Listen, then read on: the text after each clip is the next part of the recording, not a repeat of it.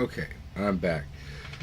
Sorry about that. That was a little rough start. Had to restart the computer, and then the computer wanted to do a BIOS update, which I told Windows not to do, and it did it anyway, so not real thrilled with that. Because every time my Dell computer does an update, it tries to do something that I don't want it to do, so I really don't like BIOS updates on the Dell. But it's going to do them, I guess, regardless of what you want. Let's see here. So now I have disk drive sounds again. Presumably the emulator is going to be running full speed now. And I'm going to mount my disks and get started here and wait for somebody to come in and ask a question. See.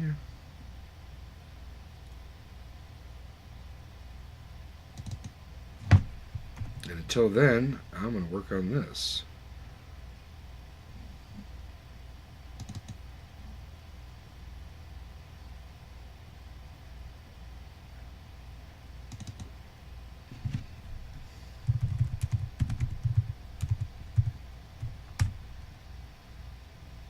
And I lost audio again. What in the world? Oh, that's on 9. I'm like, really? I just had audio. No, that's just because 9 doesn't have any sound. 9, 0. There. Alright, I got my disk drive sounds.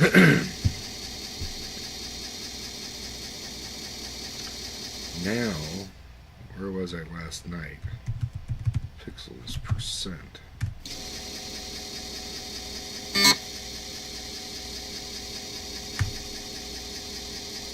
Yeah, I figured out my problem last night. That there's no problem at all. This table is fine. What was it? Is it line 8? I was subtracting line 8 from line 7. I was expecting to get 319 or 320 from it. 319, 320, something like that. And I was getting 313. So I was like, well, that's not right. But what I wasn't thinking of is I need to be subtracting line 8 from line 0. And if I subtract line 8 from line 0, the memory address, then I believe I'm getting my 319, 320. Let's see here. Line 8, 664 minus 344. 320. There we go. So it's working right. I wasn't working right. So that's good. I was trying to figure out because the formula that I did the formula should look like it was fine, and it was. So now we have a table for all the line numbers.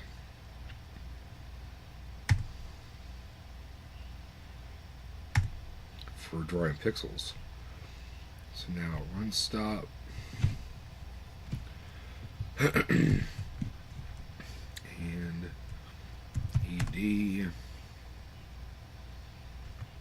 No, CED pixels percent dot C.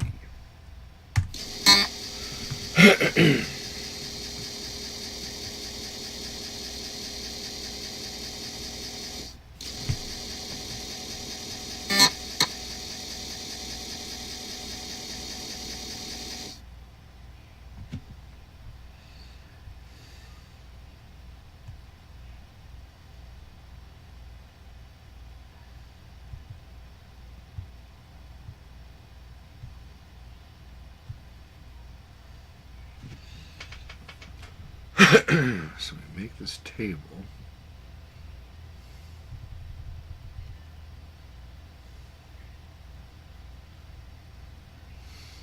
And then what do we do? I forget. Let's go to code base.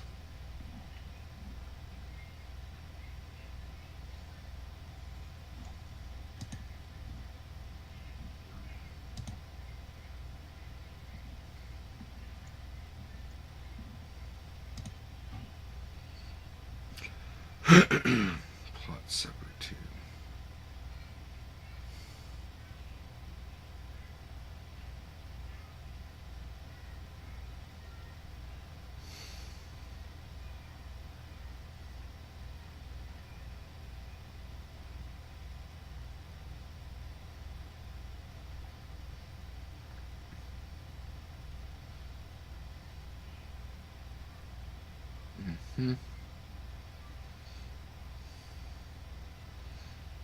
Starting to understand this now.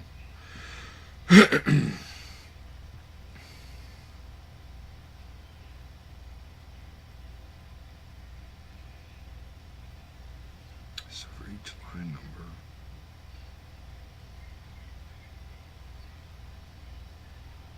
I would need an entirely new set, wouldn't I?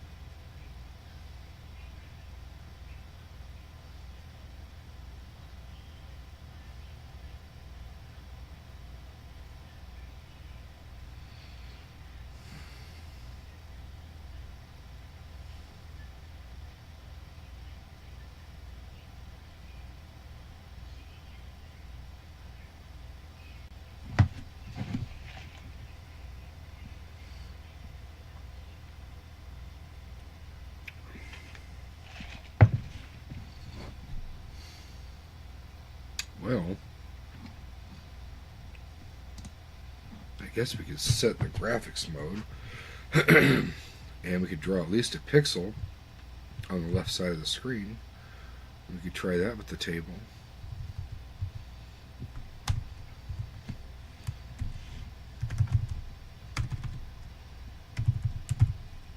I've already got that.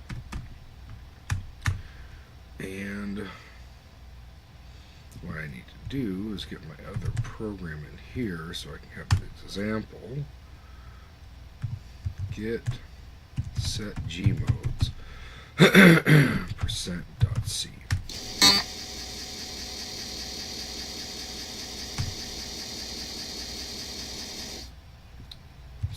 Get set G mode %.c.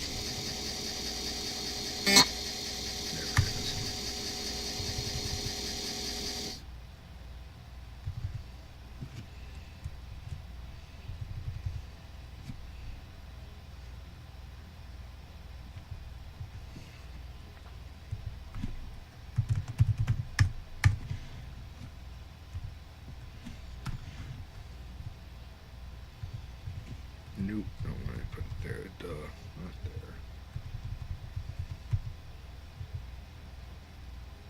there. Actually, I don't want to put it there either. 5, 6. And then I want to get our text mode back, so let's copy that. Get us back to text mode when we're done.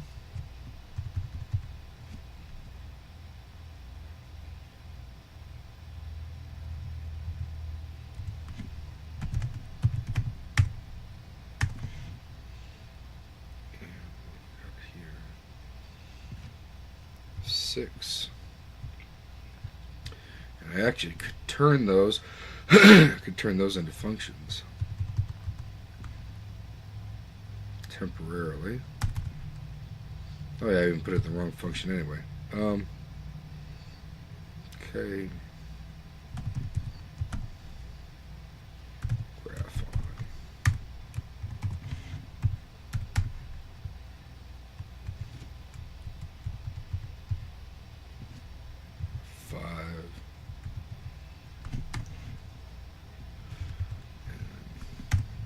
just temporarily. Just put them in a function. So all we're doing is testing and debugging and figuring this out.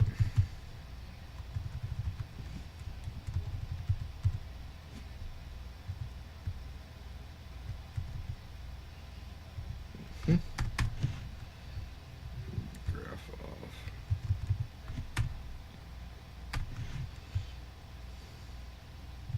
Actually, just do high res, text mode, high res mode. There we go.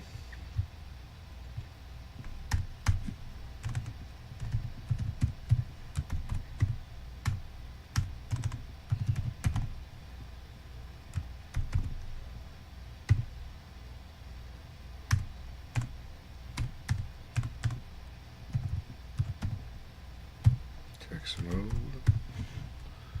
There we go.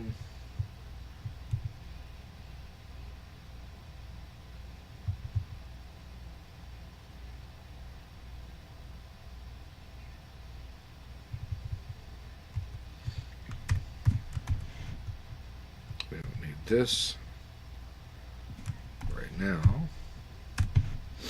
Get rid of that.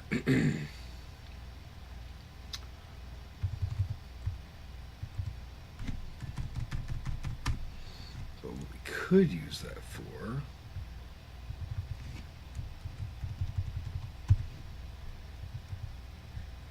is drawing a line or even a bar.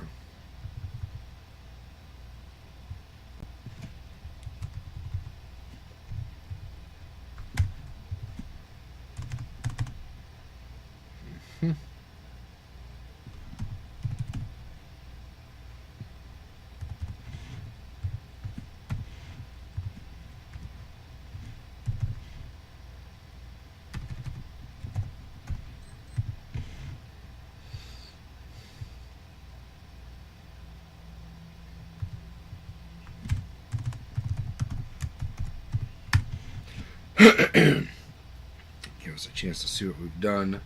And this should just draw some jail bars along the left side of the high-res graphics screen. That's what it should do.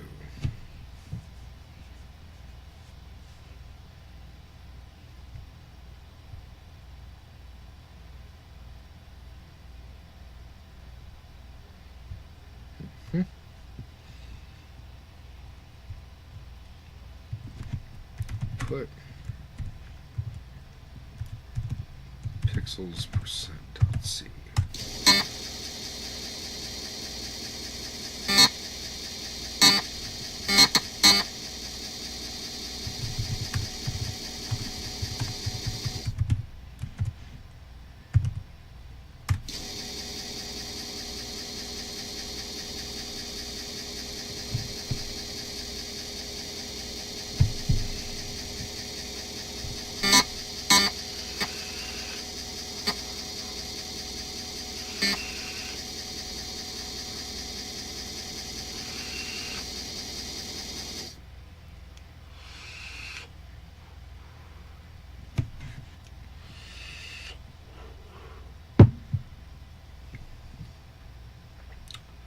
Undeclared identifier.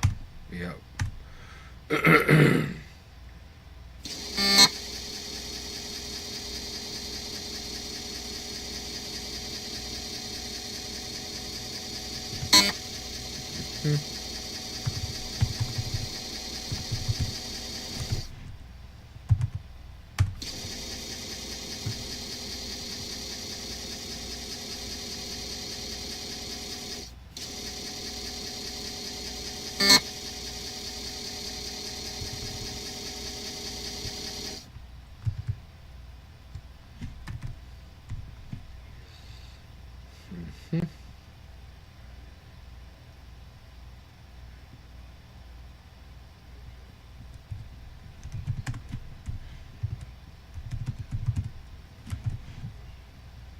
Pixels %.c.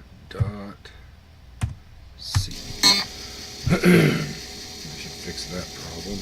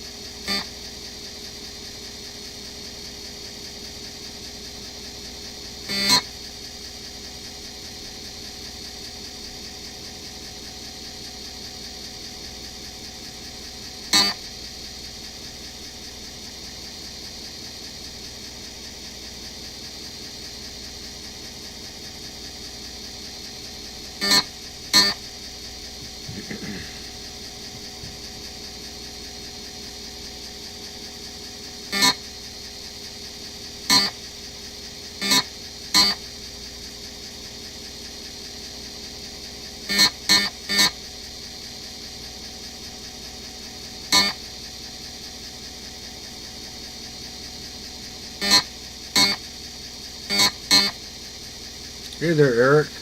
How you doing?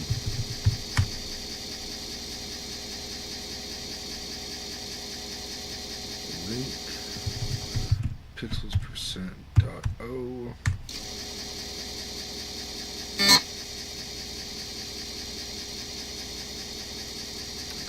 CH dot O.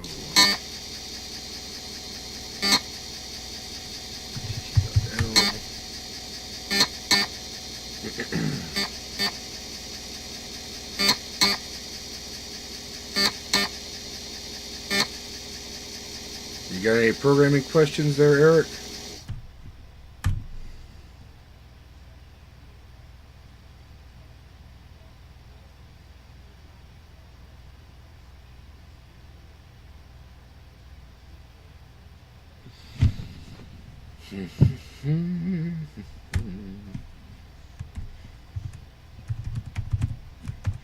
Pixels percent dot sh.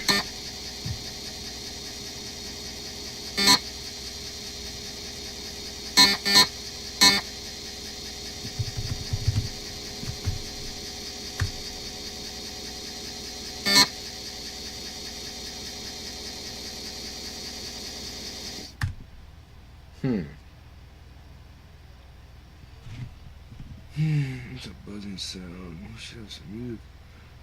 No, I don't need it. I don't know. Music, maybe. I don't know.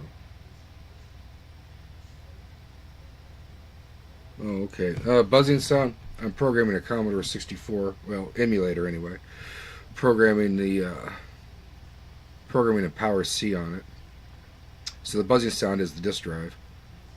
Pixels. Normally I come on here and I do a live of me programming in Power C, but I thought maybe today that I would just do some work and answer some questions if somebody had some questions on programming in C. Maybe somebody new to programming. I have modern compiler available, though I can show them code and something a little bit newer than this. But this is just me just working on my work while I wait for somebody to come and ask a question. Let's see. Pixels percent dot C. Supposed to get a jail bar pattern on the left side of the screen, but it didn't happen. So I'm trying to figure out why that didn't happen.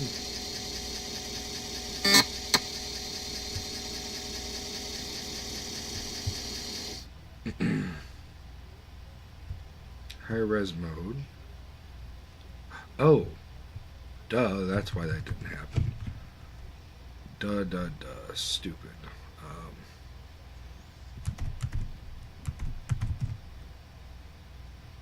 Pointer.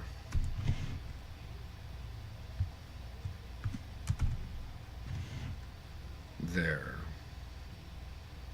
I believe that should make it happen. I don't know what I was thinking.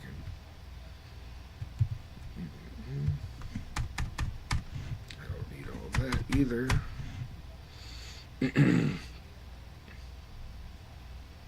I have no idea. I don't do it professionally.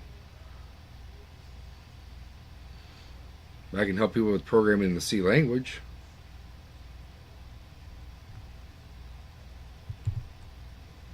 For me, no, I've never made any money programming in C. But I figure if you wanted to program in C, you would program probably microcontrollers or something like that these days, is what I would figure. Because C is like the new assembly language. If you're going to learn something like C++, you need to learn C. I think a lot of people don't realize that. Because C is the core of your C++. Y,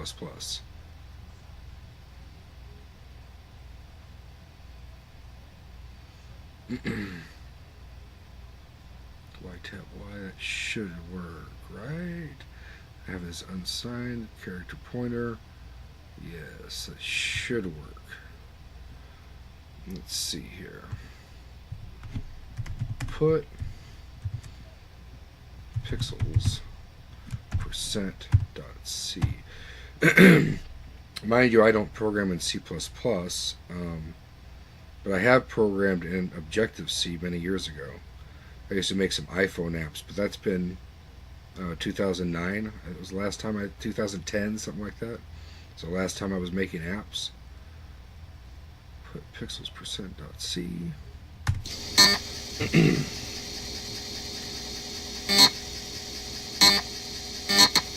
And to tell you the truth, I made more money on YouTube videos than I ever did on apps. So interesting. Quit p %.c. And now we're compiling.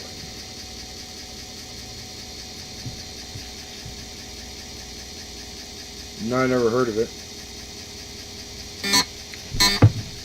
Vibe coding? No. I just heard of a language called Fractrans the other day. Never heard of that before. And it's not really a language. It's sort of, I guess, a language, but it's just fractions, and you put a number in, and then the number goes through the fractions, and it divides them in some way, and you get some kind of result. I'm like, wow, that's some super nerd stuff there. I don't know. I don't know what to do with that, but it was something I never heard of. That was cool. Fractrans. That's a weird one.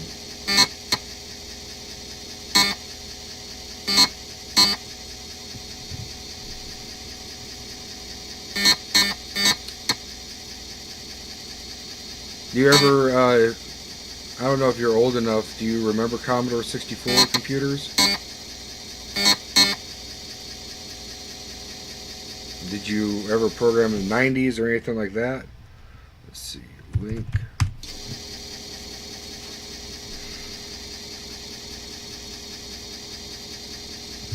Pixels %.o.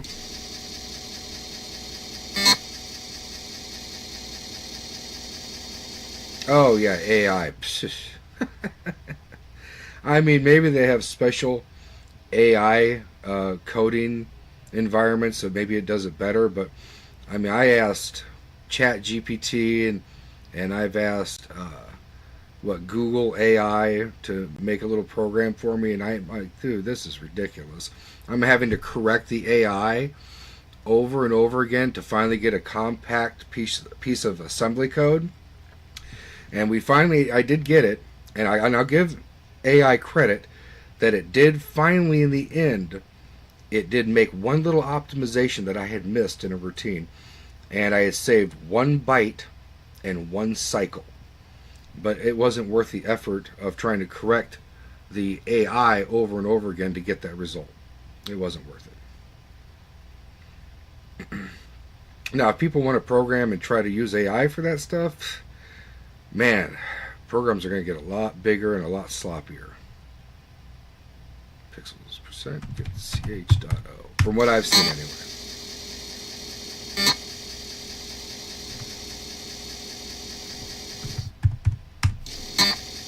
Now, I think people should definitely learn to program. I don't think AI is going to take that over. I think AI is a great big database system, and I think it's really good at reaching into the database and pulling stuff out, but the only information it has is what people feed into it. Can you paste bin me the script? Let me see what I can. AI, tell me if it's decent work or crap. can you paste bin me the script? Let me see, what is this? Oh, it's basically working with AI to achieve greater, more efficient results. Try copying this C script to ChatGPT and tell it to make it more efficient. Can you paste bin me the script? Are you talking about what I'm working on right now? It won't be able to do that because these are custom functions that I have written in machine language, so it's not going to be able to work with that. It won't be able to do anything with it. gg.l, and let me see here. If I have something here, home,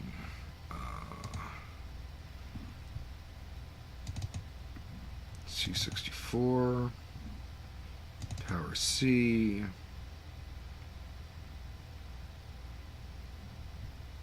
what was it that I worked on? Lib.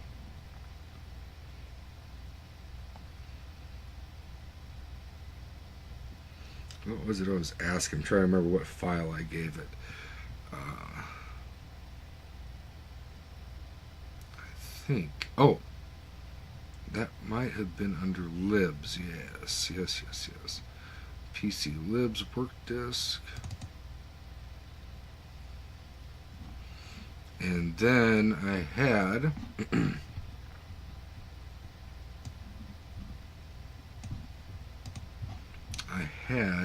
this file, bin string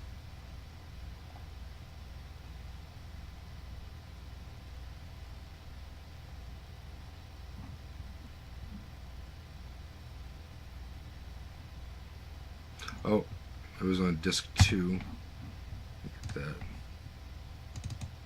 There we go. Disk 2, bin string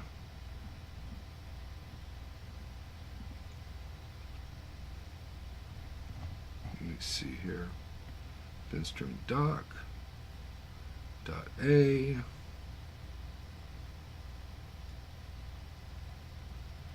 where's the bin string dot c, or no, that's right, it would be a dot a or dot asm, and here we are. It wouldn't be the dot, it could be the dot a. No, but I did it in ASM, so let's go here. Bin string.asm. String bin.asm, what's that one?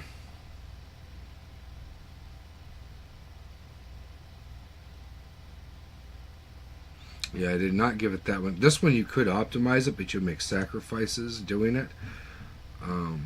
Like, if I can get back to it.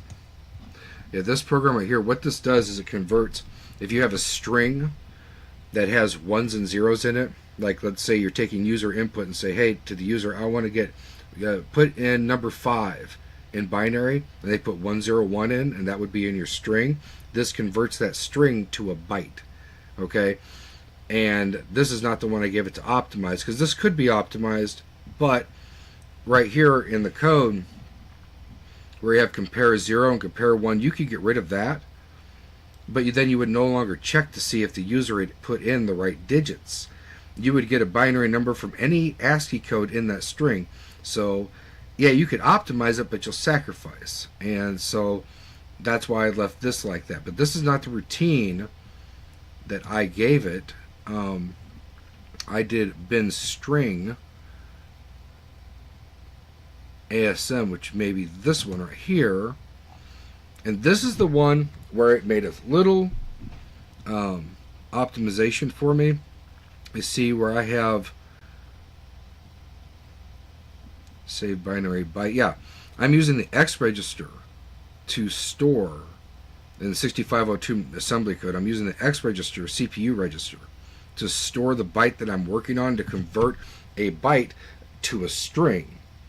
So I'm using the X register. Before I was using 0-page memory, a single byte in memory, and that was actually costing me 1 byte of memory and 1 extra cycle to modify that byte. So it did do that, but I had to go through it three times with AI before I could even get it to give me anything reasonably close to what this this little program does right here. This program begins at bin string underscore and it stops at done. The rest of this is other nonsense. It's not important. This is the actual code that does it, and it gave me this like entire page and a half of code at first, and I'm like, no, you don't need all that code just to convert a number into a string of ones and zeros. You don't need that, if that makes any sense. So that's why I was testing its ability to program in 6502 assembly language. Let's see what you got. Can I have this? Paste me this. Let's check your theory. Pastebin. I don't even know what pastebin is. I don't use it. I think I've heard of it, some way to send code to each other, but you're not going to be able to optimize that code any further, I don't think, but you're welcome to try. I don't know if I can just copy it and paste it in the chat. I don't know how that's going to look. Look like a bunch of junk. Oh, it's too big for chat. It won't even take it.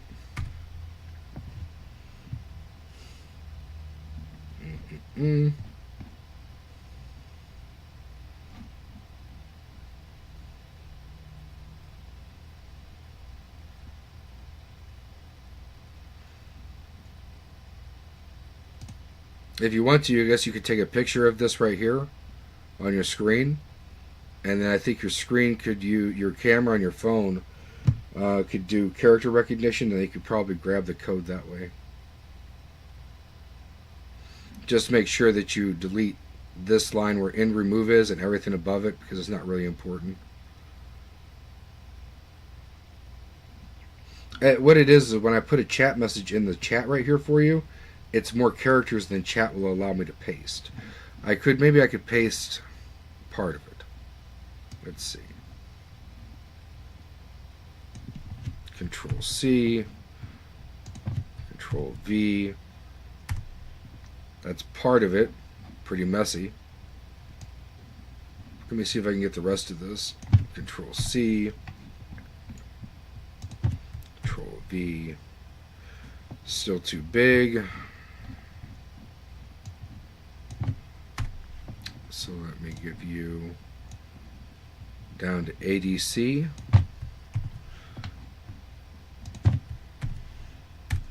That's down to ADC, and then STA. Well, can I do the rest of this? Control C, Control V. There you go. That's the whole program. If you put all that together, and then you could try to do what you want with it, but there's no optimizing this, I don't think. Although, with machine language, with assembly code, you never know. Sometimes you get surprised.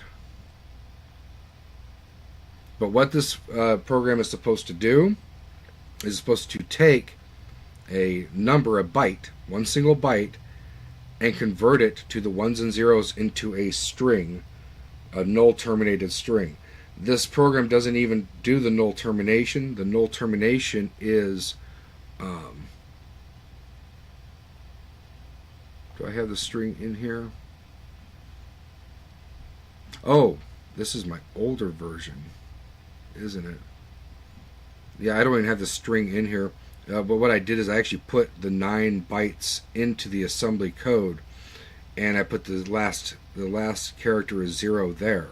And that way I wouldn't even have to add a null terminator into the code itself. It was just hard-coded into the string array. So that's how I did it for that. But for some reason this one, I guess I didn't do it in here. I must have done it in my .a file when I ported it to PowerC.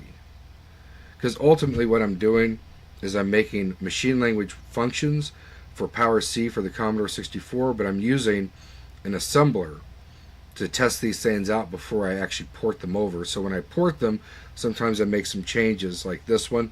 there's some slight modifications in the next version for Power C.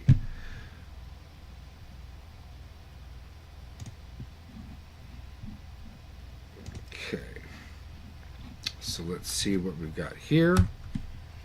Output file, pixels, %.sh.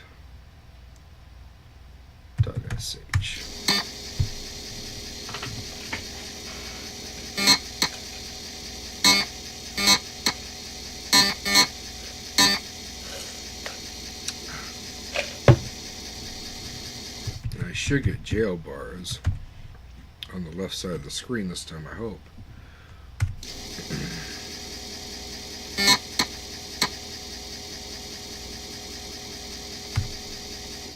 And it don't. CD pixels %.c.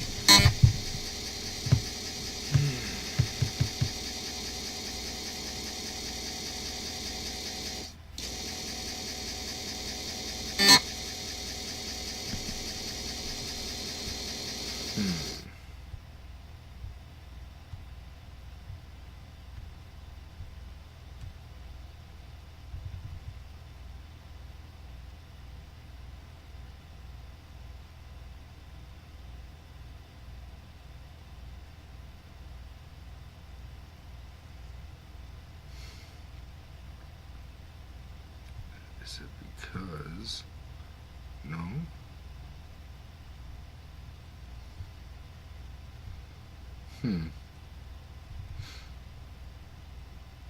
Alright, let's go to this. Go 1, get.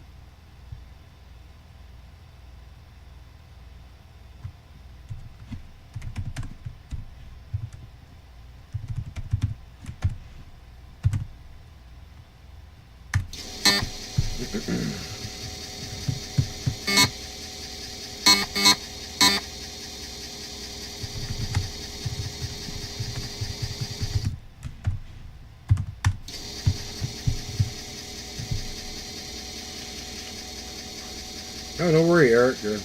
I'm working on this too. It's all good. If you can optimize it, then I will change my code.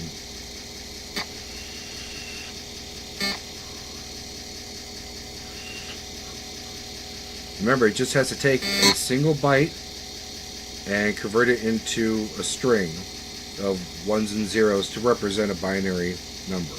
And then it has to be null terminated.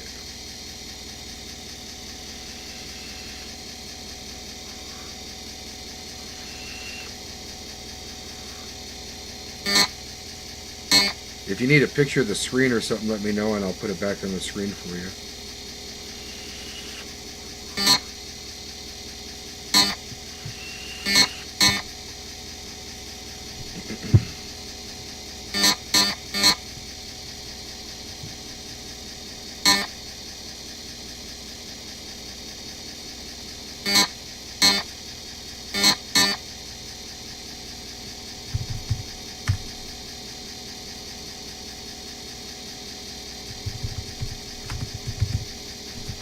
%.o.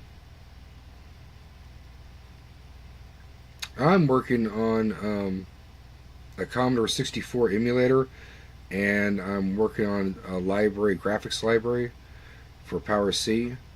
But I'm just doing that to fill time while I'm waiting for somebody to ask a question about C. So if anybody has a question about C, I have a modern compiler here we can work with. Oh, well, you need to worry, you need to worry about yourself. I ain't worried about that. Pixels %.o. It's better than smoking cigarettes. Pixels percent dot O.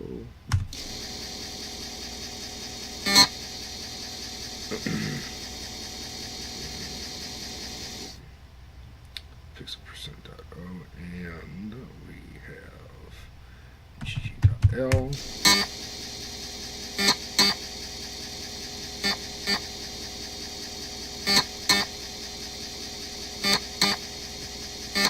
Was that Miko? Thank you, Miko. GG.L and CH.O. Yeah, old school C programming took a lot longer than it does today to compile and link. A lot longer. Get CH.O.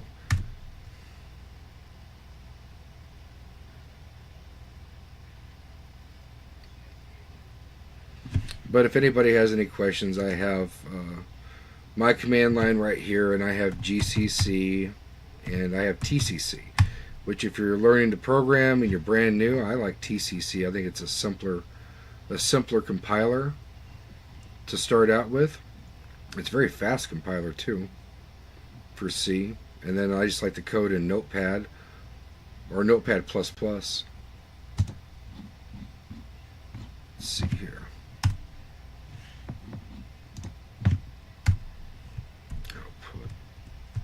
Pixels percent .sh.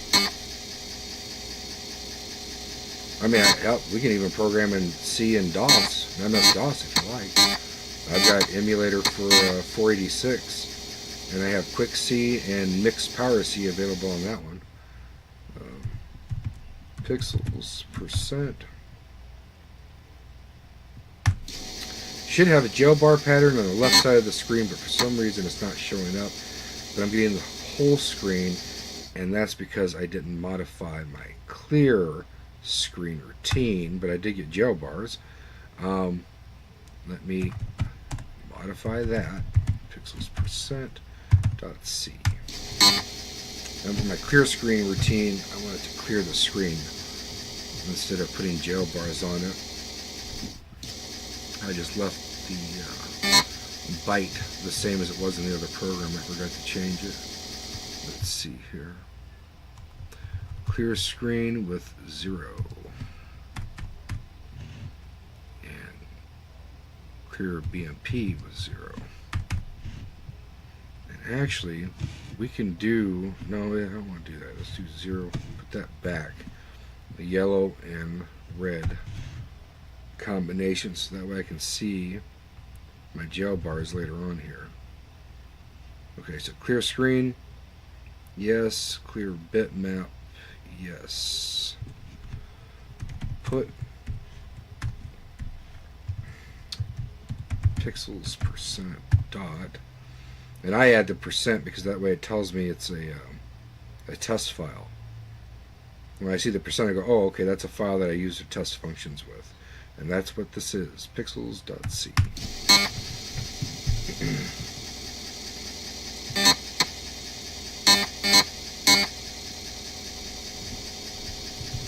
Quit, compile, percent.c.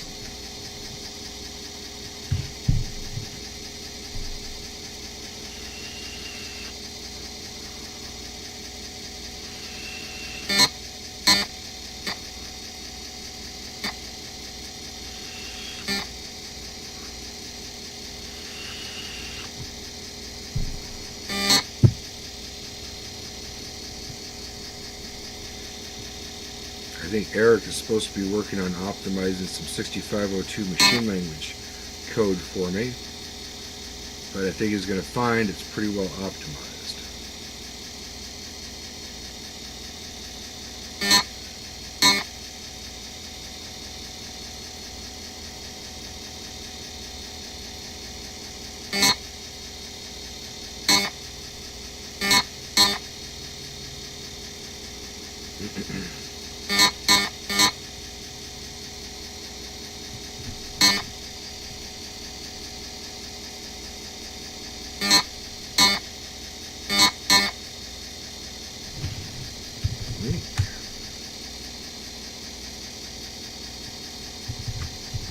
pixels percent.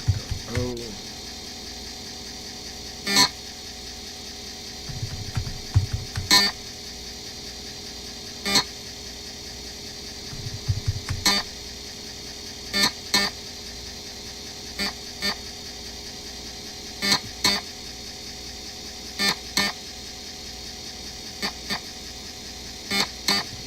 And Eric was wondering, what is that buzzing sound? That is the sound of an emulated disk drive.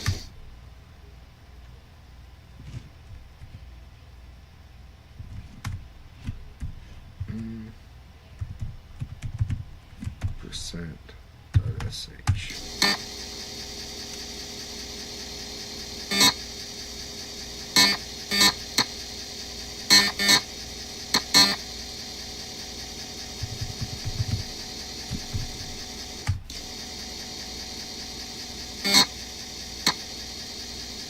There it is. Okay, it works. Jeez, about time. I was wondering there for a second, like, what am I doing wrong here? What it was, I wasn't clearing the screen and I wasn't clearing the video matrix.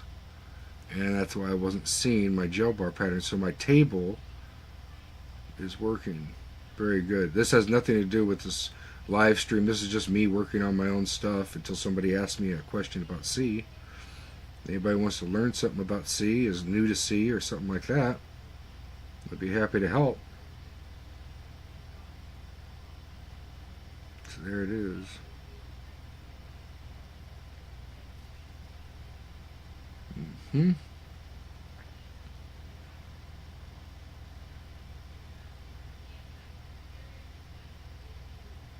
Roll A.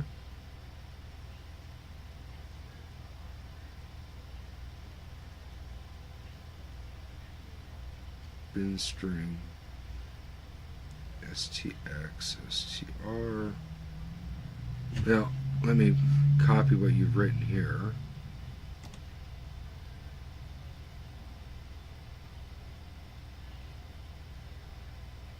Copy current address. No idea. Let me just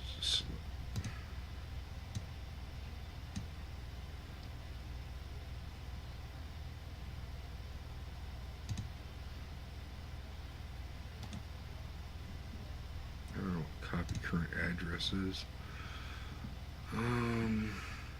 Notepad.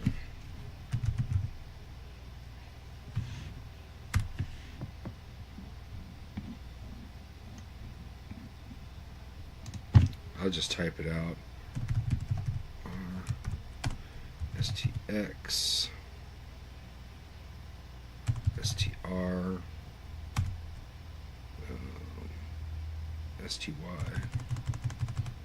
STY STR plus 1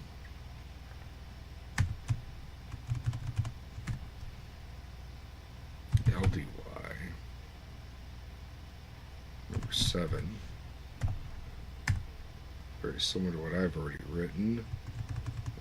Loop, okay, loop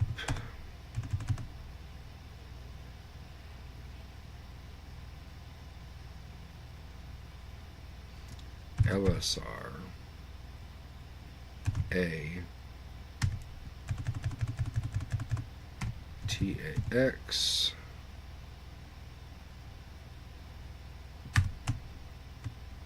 LDA 18. I'm not sure what that is for. ROLA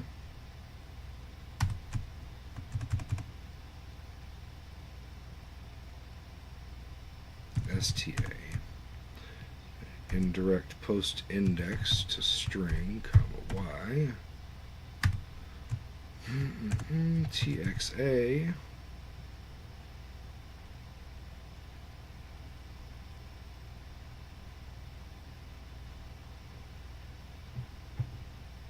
Oh, that's cool, Miko. Yeah, like to work with the graphics, huh? That's nice. Yeah, everybody's got their thing, what they like to do. Yep. Everybody's got their thing, so that's cool. Work with the graphics. I like to play with graphics. Put some sprites on the screen, make them move. Yeah. Yeah, that's cool. You can do that from basic, or how do you do the graphics to get the sprites on the screen? TXA. DEY. DEY. BPL. BPL. Boop. And then RTS. Let's see here. Okay, what have we got now? We have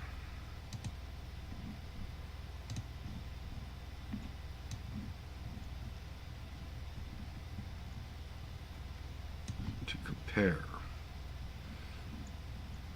string plus 1, LDY7, LSRA, TAX, LDA number 18.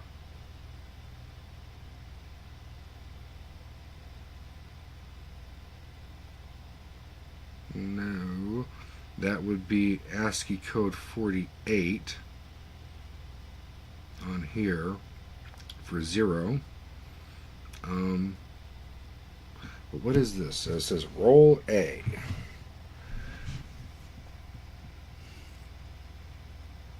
I don't know. You don't have to use C.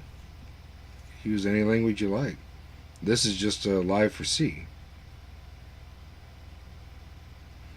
TXA.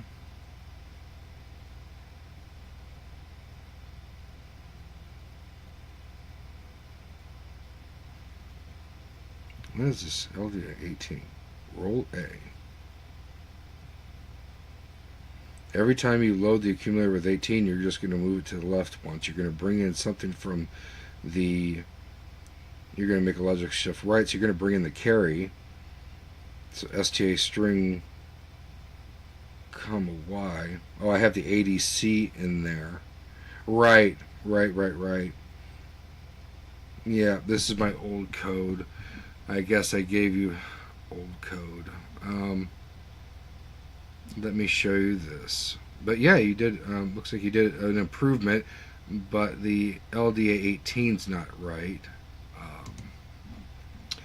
Bin string dot A. Yeah. No, wait. No, I still have the ADC, right? So what is going on with that?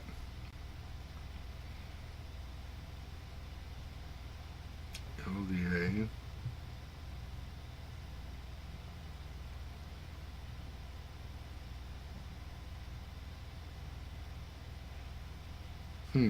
What is this?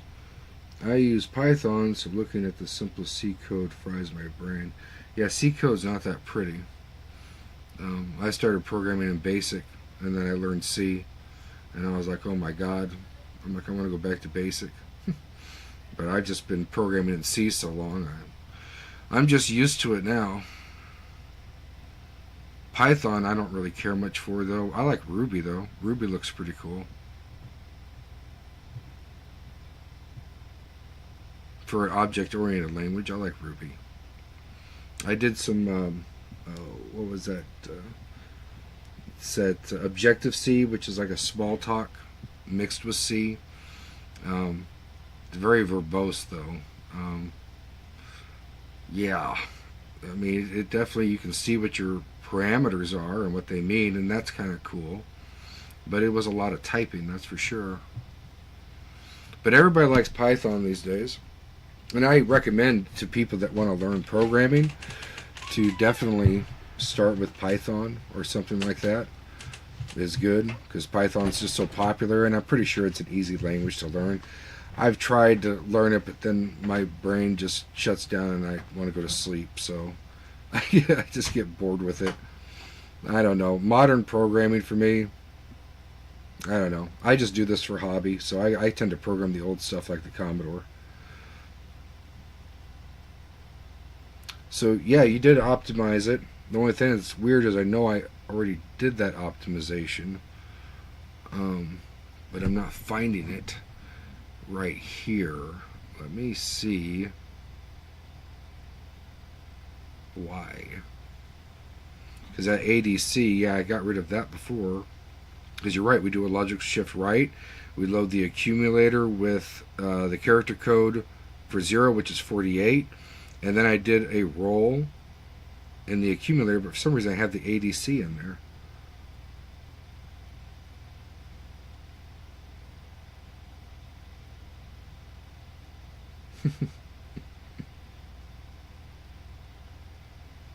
What am I making right now? I'm working on a graphics library for Power C on the Commodore 64, but what this is right here is Eric earlier was trying to show me that AI could make it better, and he's right, AI did make this better, but the only problem is I gave him some old code, and for some reason,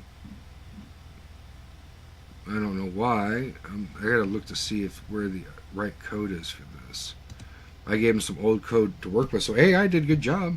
I mean, he did improve that, but it's kind of like an improvement that I'd already made. binstring.asm, binstring.a.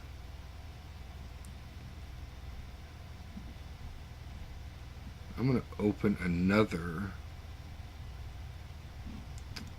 disk image real quick, just in case that one has it. Old binstring. Binstring.a. No, I don't know, for some reason, I guess I did not make the modification to the code. I remember that I had done that, but I guess ultimately I didn't end it and save it like that. I don't know why. Binstring.asm. Nope, still got the add with carry. Stringbin.a, did I do it in there? Oh, that's where I did it. Okay, that was getting confused. I did the transfer X to A, then the logical shift right, then I transfer X to A, then I did the roll A to bring it back in. But I did this with string bin. This is where you convert the string to a byte. And that's why I wasn't finding the optimization. But the odd thing is, I guess this is the one I must have been trying to optimize. I'll be damned. I thought it was the other one. But yeah, cool. Eric, hey, how long did it take to get the AI to do that?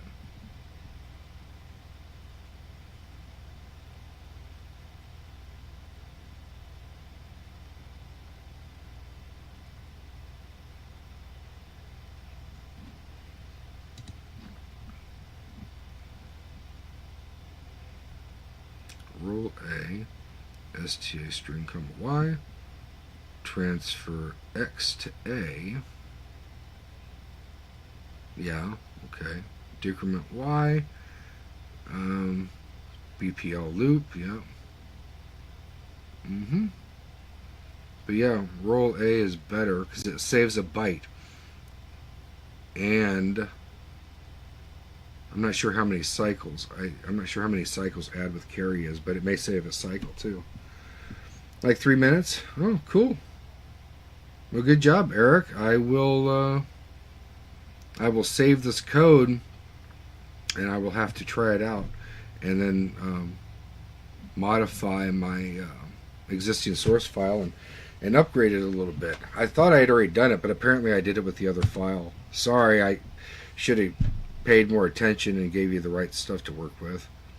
But that's cool that you went through the time and trouble to do that, and I do appreciate it. Thank you, Eric. And we'll save this. I'm not trying to commit you. I will replace you. Oh, AI can replace me. I don't do this for a living. I don't care. Doesn't bother me none. I just do this for fun. So AI can program all the computers in the world, and I'll still sit there and just program my own stuff. So I'm good with it. I don't think AI is going to replace people, though. I don't think so. Because I just don't think it thinks on its own. I think it's a database search. is what I think it is. And I think that it's only going to be as good as what's put in the database. And what's in the database is only going to be as good as what people put into it. So I don't expect AI to get better than people, being it relies on people for its information.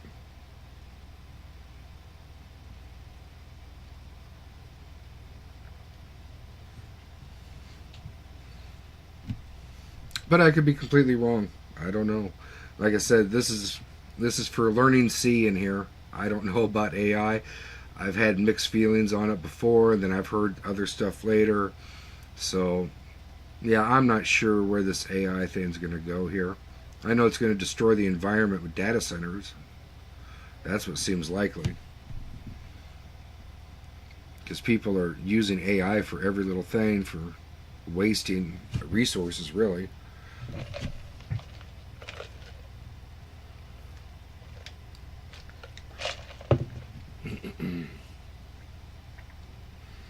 Cool, so let's save this under home and C64 power C lib. Put it in this one for now because that's where that disk image is, and I'm going to put this as Eric's AI version. Eric AI version dot ASM.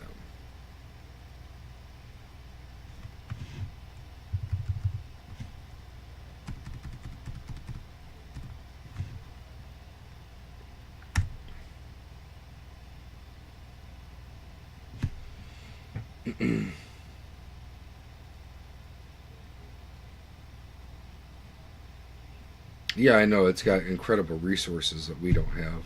I don't have access to, and well, nobody has access to except for giant data centers. Yeah. Nope, it's got an incredible database to work with, which gives you fairly impressive results. But I don't think it's to the point of being able to beat humans yet. But if it can code so well, what it should be working on is coding itself to improve itself, and then it would be able to become a super AI in, very little amount of time, because it wouldn't take long for it if it was programming itself to improve itself. But I have no idea if that stuff's what's happening right now or not, but I just think it's a database search, advanced database search with a great big database. I have looked up some AI, how it works, but I can't go into detail on it because I now forget. But I did read a little bit of a book about it and how they tried to make it like the brain, and they had some different structures I was looking at, but it's been a while. It's been 8-9 months ago. I don't remember it because I wasn't trying to program it. I was just trying to understand it a little bit. Eric's AI version. It looks like Al version. But okay, cool. So we got that. TMP usage. I don't need that. Close this. And we can close this. And back to jail bars. Alright. CD pixels %.c.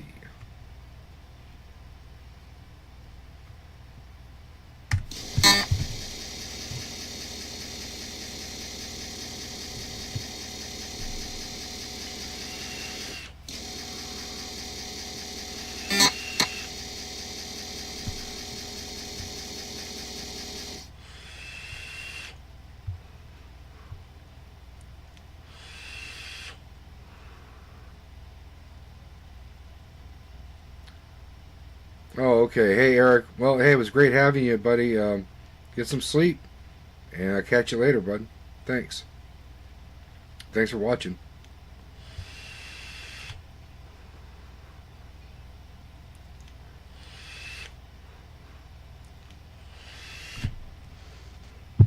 It is getting later. Almost 8 p.m. here.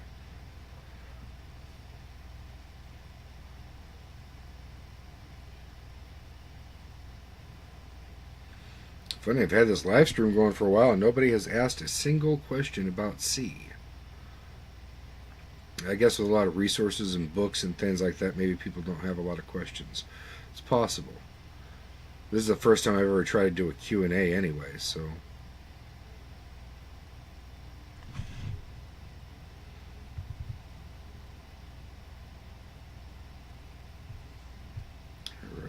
Clear screen, clear bitmap.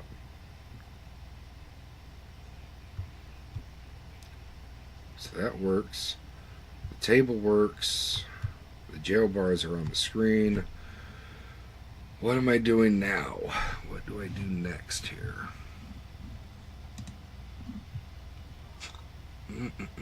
Excuse me.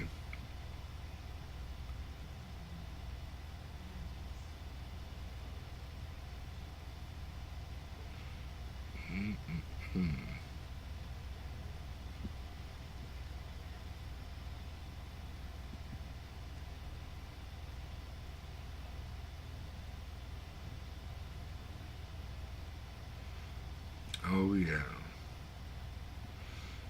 Yep, I would need that too. So if I wanted to draw a dot,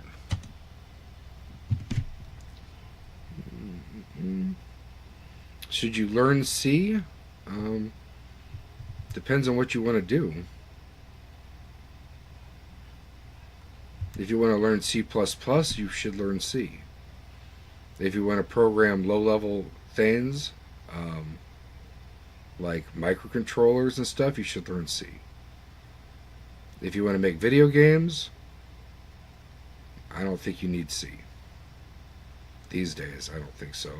Unless you're programming low-level graphics or something like that, where you would need some extreme speed, and you need to get as close to the hardware as you can, then C probably would be the way to go. But if you're going to do a first programming language, I would recommend maybe something like Python or Ruby. I like Ruby, pretty cool language. I don't know Ruby, but I've played around with it a little bit, and I thought it was a nice looking language. So, but for your first programming language, C, bit of a learning curve there, yeah. Me, I'm working on graphics library for Commodore 64 for PowerC. That's what I'm doing to fill the time between people asking questions. And now, let's see here.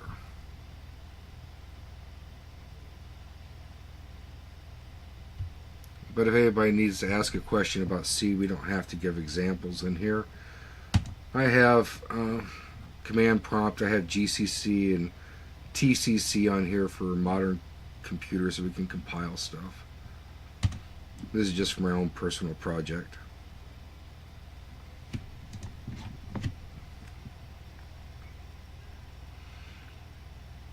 But yeah, if you're going to learn C, I don't know. Do you want to learn C? Do you want to program low-level things? What are you trying to do? Are you trying to get a job with C? Because I have no idea about the job market with C. I don't know.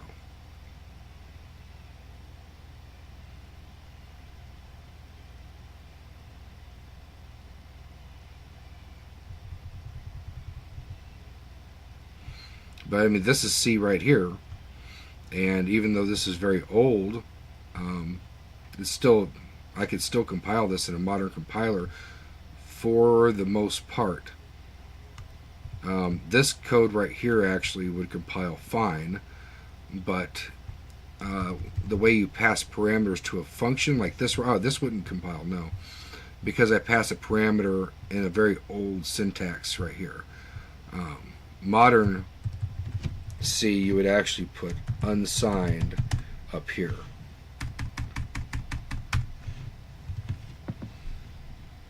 Hmm.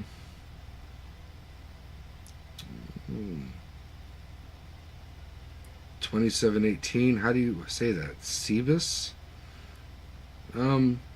Just programming, waiting for people to ask me questions about C. Guri, you're new to programming? Okay. May I ask, how old are you?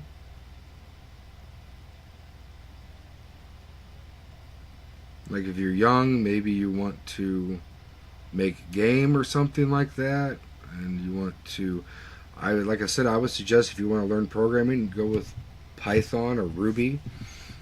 Python is probably the better choice because it's more popular. I just think Ruby looks nice.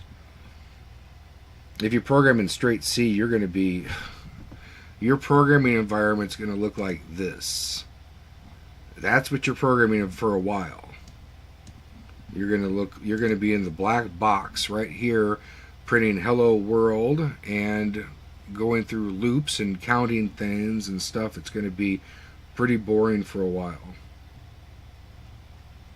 But just because you're 17 doesn't mean you don't want to do some boring work. I mean, when I was 17, I was learning C as well, so.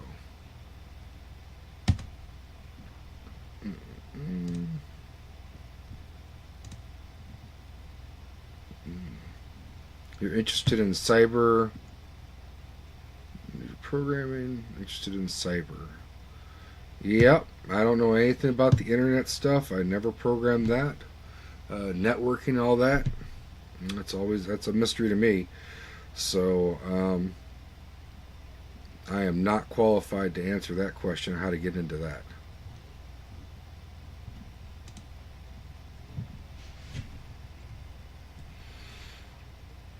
But if you want to learn a first programming language, I would still go with Python because it's probably the easiest to understand.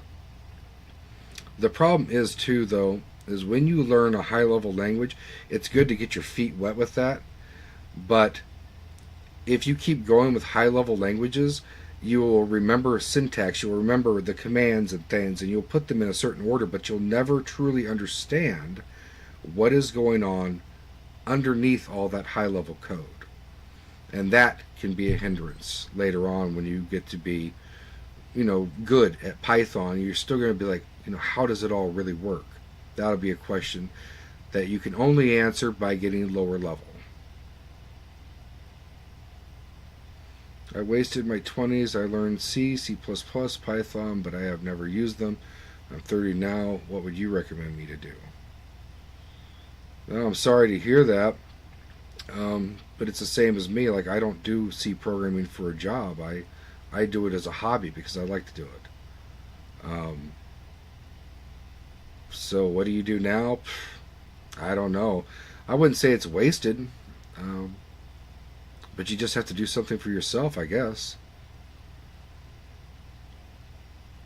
As far as the job market's probably saturated with C programmers or C++ programmers or Python. I don't know. Now, you learned all those. Did you get your degree for all that stuff? Because they always like to see a degree. These jobs I always like to have a degree for something. So, like back in the day, you could just be a programmer. You didn't have to have a degree and you could get a job.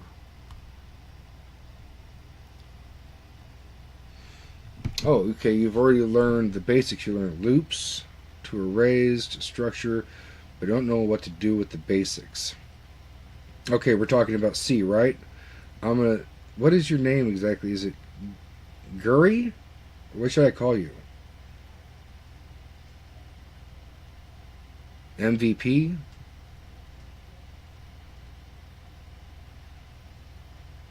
You learned loops, arrays, structures, but in what language? Are we talking about C?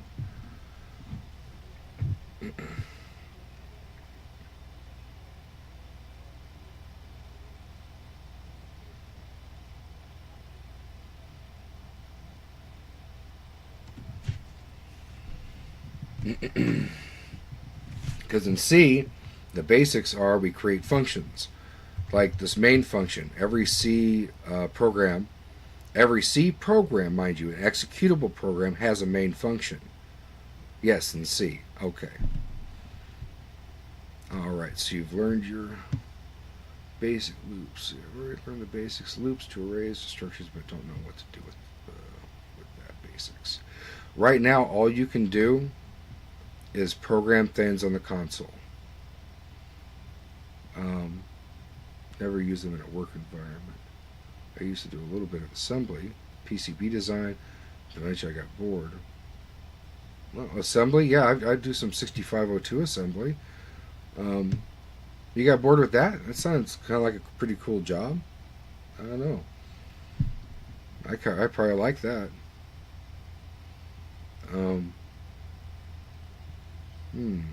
Loops to arrays. So you've got arrays, you know structures, you know variables, you know your basic variables and all that stuff then. But you don't know what to make with what you have learned already. Is that what you're saying, MVP? You see, this is the problem when you learn C, especially nowadays, because there's no graphics library available, there's nothing to work with. The best you can do when you're learning is to go, oh, well, how do I make a program to find prime numbers? You know, you're like, well, you can do that. You can find prime numbers, but it's not the most exciting thing.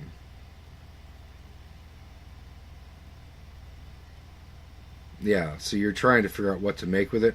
Basically, you have nothing you can make with it right now.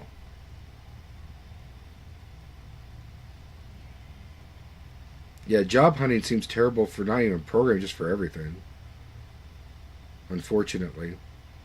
I mean, you spend all the time learning the program and doing all that, and you know, it's a shame to waste that kind of talent because you could be doing a lot of good right now.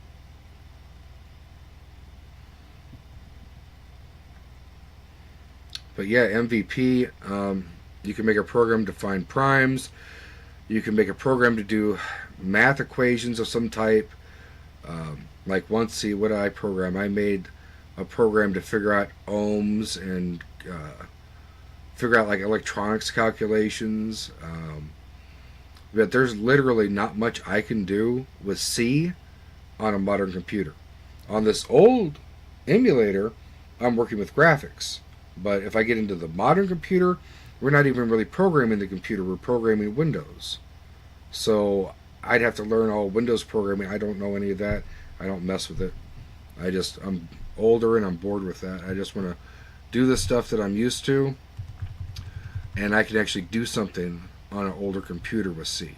Even if I go into the 90s, I have more modern than this. I have Quick C. And under MS-DOS, I can do graphics. I can make a game with C, no problem. But trying to do that today, no, that would be a nightmare, I think. What you have to do is take your C knowledge that you have, so that you understand your variables, you understand your structures, you understand your loops and everything, is you need to, I would say, if you want to stay low level, go with C++ or go with C#. C# will have a lot of the aspects of C already in it, so you'll feel more comfortable going into it. And with C#, you can start building applications, and you can work with your cyber interests. It'll probably have built libraries already built for it, and you could do a lot more if you went with C#. But C# is not a compiled language. I think it's a scripted language. I think it's interpreted. So it'll be a little slower, but it will allow you to take what you've learned so far and use it to move all the faster through learning C#. That would be my advice if you want to do something more than play around in the console.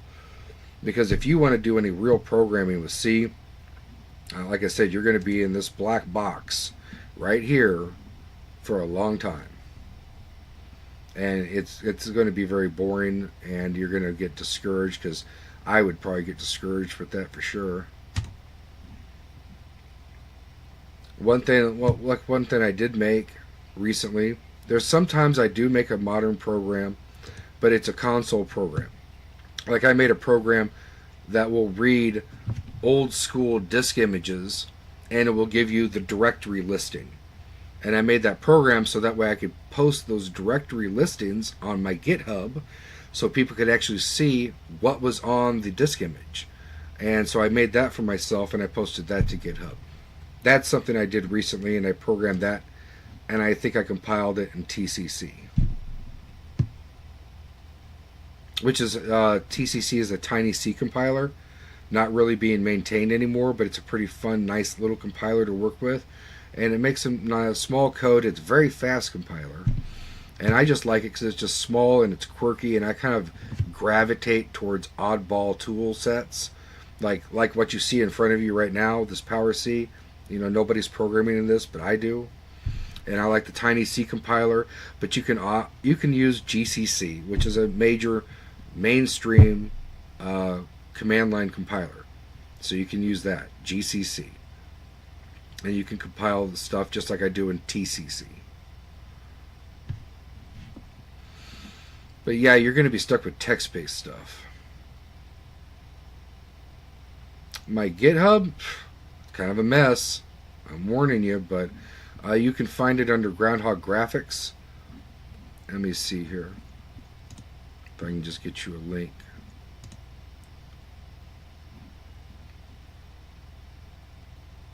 Groundhog Graphics. Control C. Control V.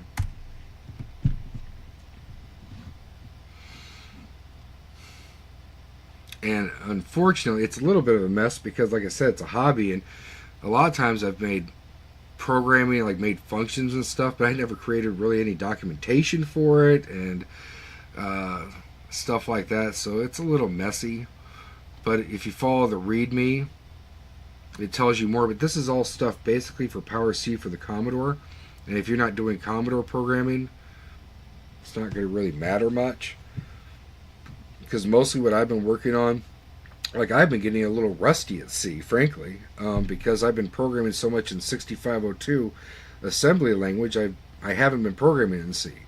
So I figure, well, people come in here, I'm like, I got my book handy to look up any questions for C that I might have forgotten a little bit. I'm like, well, I got my book just in case I need to get some backup to answer a question or something. Because I'm getting a little rusty at it. Which is kind of cool, because it's kind of good if people come in and ask C questions, then, you know, it helps refresh my memory too. And I might even have to look something up and learn something myself. So that's great.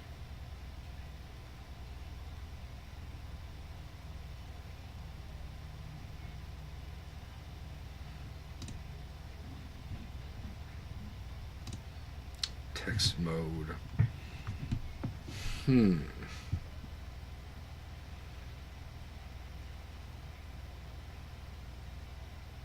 Yeah, but Sebas, don't get down and out. You know, be positive, be optimistic, and you just have to try to figure out what you can do with your skills.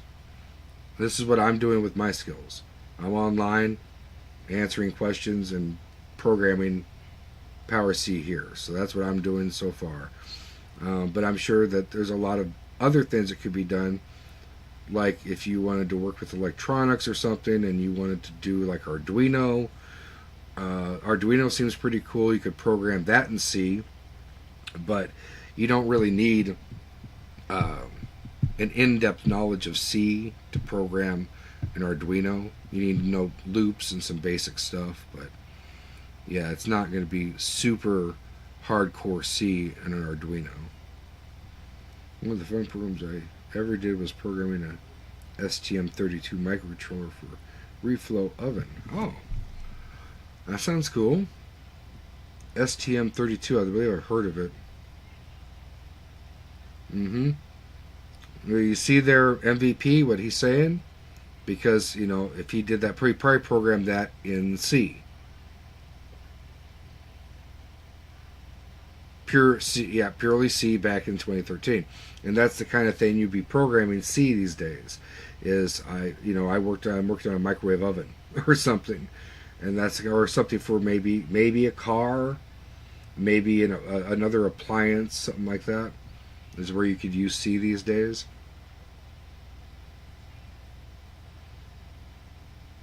It's definitely going to be for stuff that's closer to hardware. Because trying to program in C for Windows, I looked at it, it's rough. I mean, you've got to learn all the little system calls for Windows. I don't think it's real practical. I think it would take forever to make any application doing that. You'd be better off programming in a higher level language. Touchscreen interface. Oh, okay. Yeah, that's pretty cool. So you programmed a touchscreen interface for. You can try doing the touchscreen interface. You can program a touchscreen interface for what? What library should learn to program microcontrollers? Well, you'd have to pick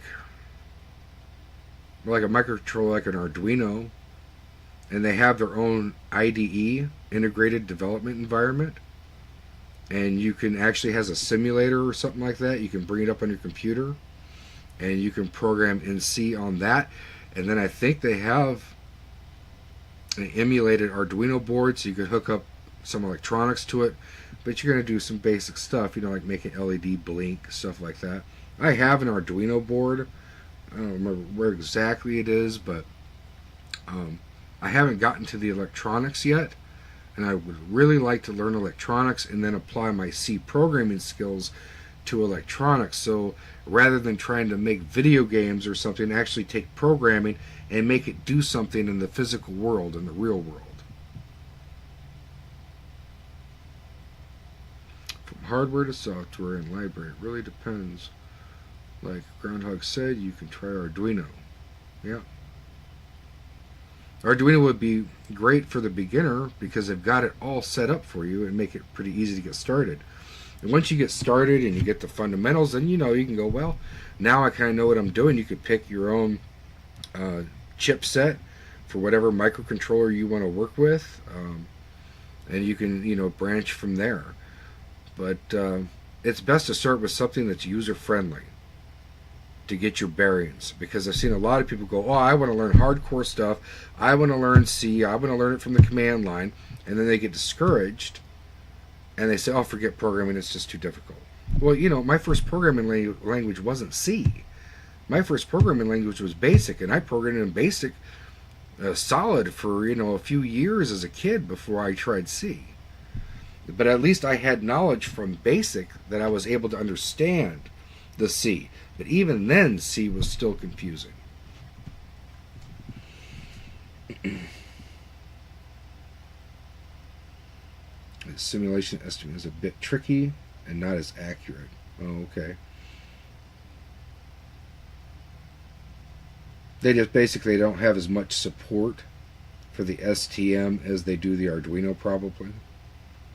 That's why you're probably getting some, you said not as accurate, so it's probably just not as much support for it. But I have heard of it, so there must be probably quite a bit of people behind that project.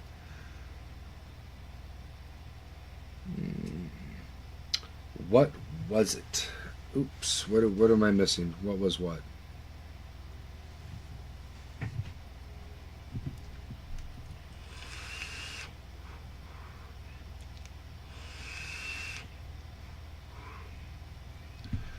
Didn't I write some code? Let me see here. If I go back into Home, Projects,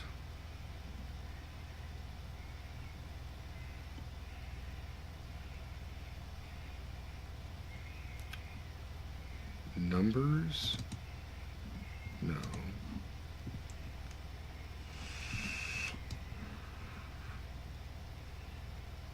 Most electronics run on STM boards. Arduino is just user-friendly. Oh, yeah. Yeah, Arduino is a good starting point, but it's not something I would probably stick with. Oh, my first programming language was BASIC, but I'm older, and so first programming languages these days would probably be Python. BASIC was a good one back in the day, though. Numbers, Power C, programs. I must have something for prime numbers on here. Prime.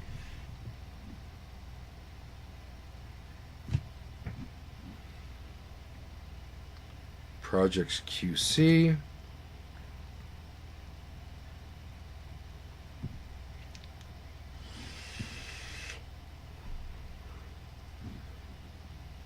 Why did I include all that? Is prime 3, is prime 2, is prime 1. Oh, these are different prime functions, different ways of probably determining prime. ACC test and primes, prime numbers.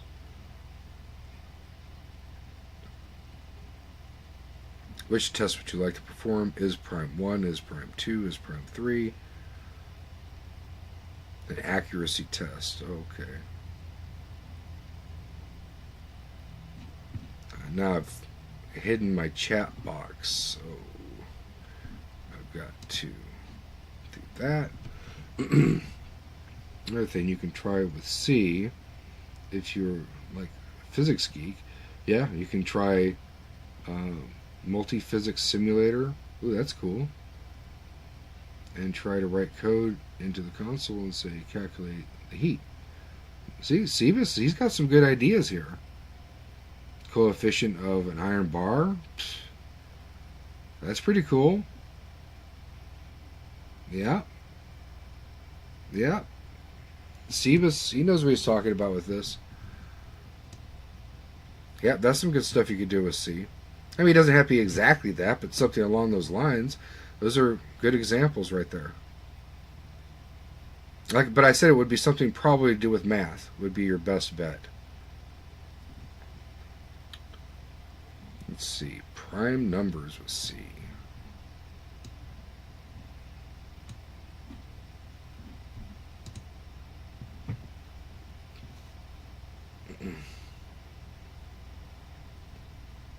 Yeah, with your current basic knowledge, you can do what he's talking about with C. You could make the math formulas in C, as long as you know your operators, operator precedence, you know how to use your parentheses, algebraic stuff. You can make your formulas that way. And, you know, if you don't know all the math symbols and all that crazy stuff, because that stuff looks like a nightmare, a lot of people have a lot of this code also written online. So you could just take maybe some formulas and just put it in your program.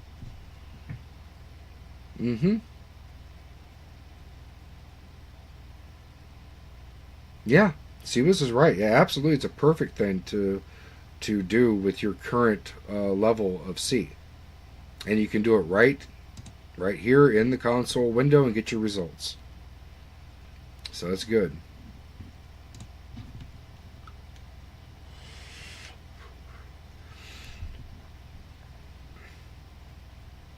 But I think MVP, I think that he was saying that he wanted to get into cyber stuff, like internet stuff. And if you're going to do that, and you've learned C so far, I think I would go with C# next. It would probably be the easiest pathway to get to your cyber stuff.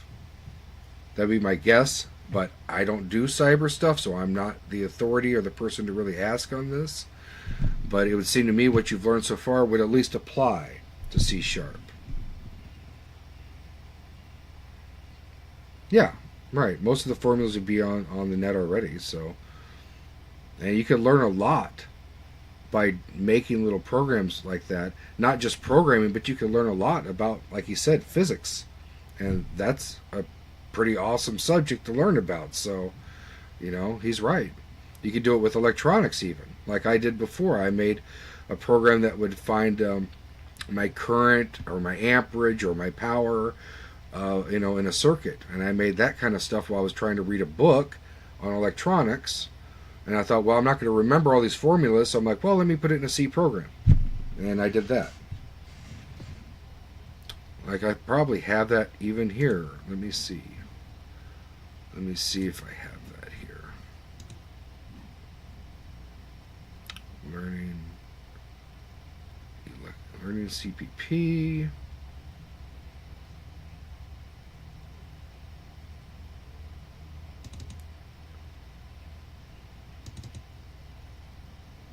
What's this do? Yeah, right here. Here's my program for what I was learning with electronics. And if I want to get the voltage or the current or the resistance from a circuit, I want to get the power or watts. I can get total resistance.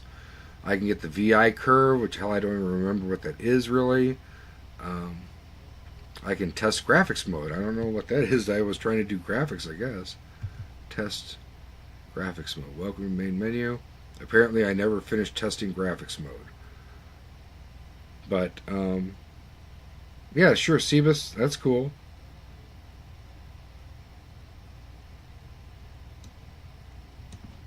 Matter of fact, I might even take a little 10-minute break for a second, too. I'll just put a little notepad thing up here. And be right back with that or something. Let's see. New. Taking a 10-minute break. Having lots of fun talking to people in the chat about programming. Be right back.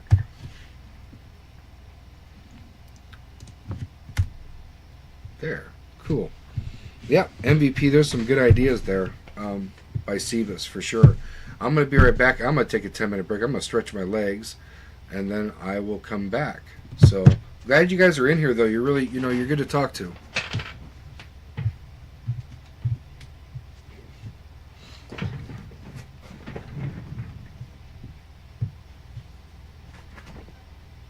No, hello. I'm just going out for a 10-minute break. But you might want to talk to MVP, and he might be able to fill you in on what we're talking about.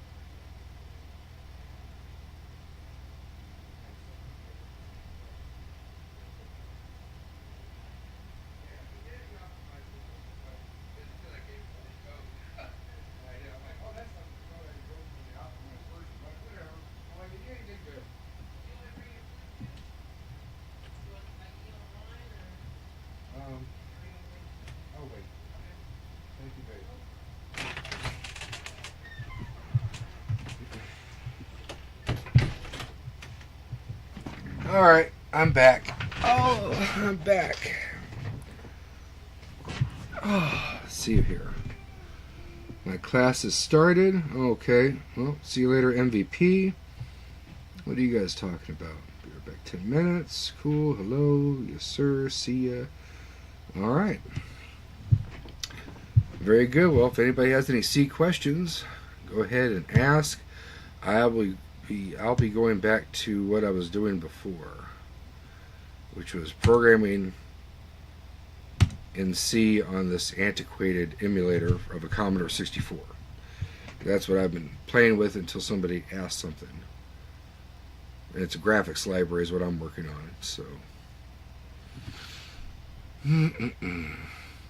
let's see here. Quit pixels %.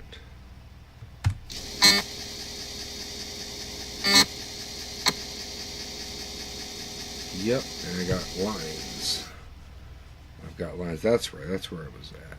I need to cd pixels %.c.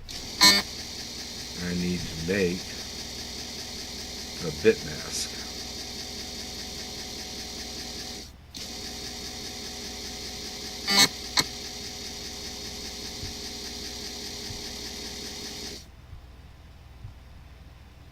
Which is interesting because I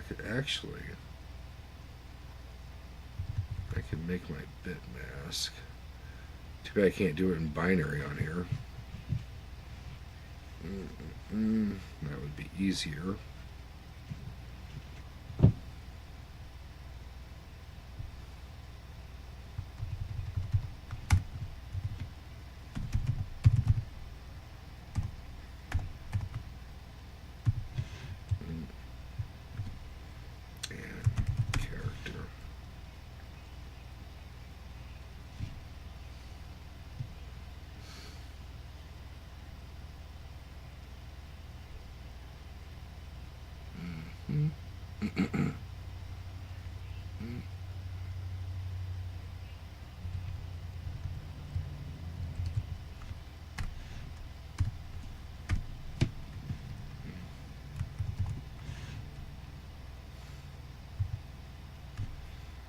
And I need a calculator. So the first one for the first bit, if I want to set the leftmost bit, I want to put bit 1. So the very first one should be 128. Or I could just populate this with a program instead. Make a little function.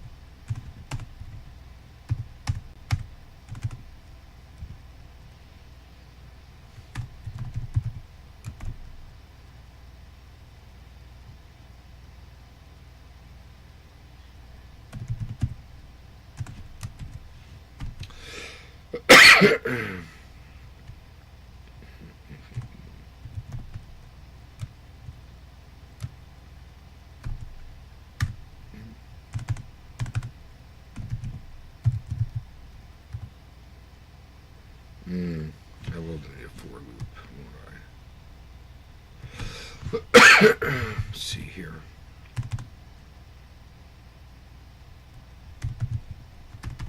Inside bits and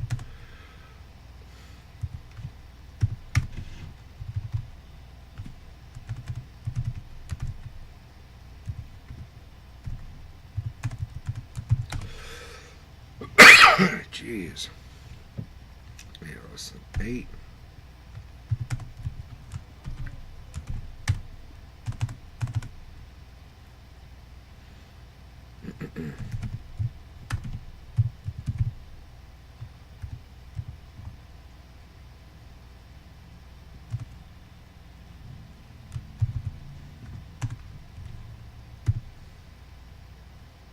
That should make my bit mask.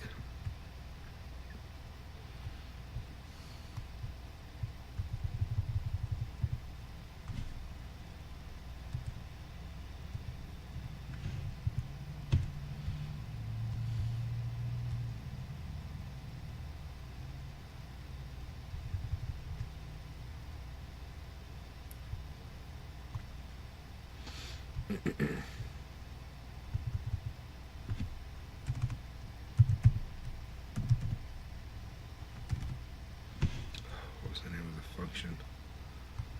Make bit M.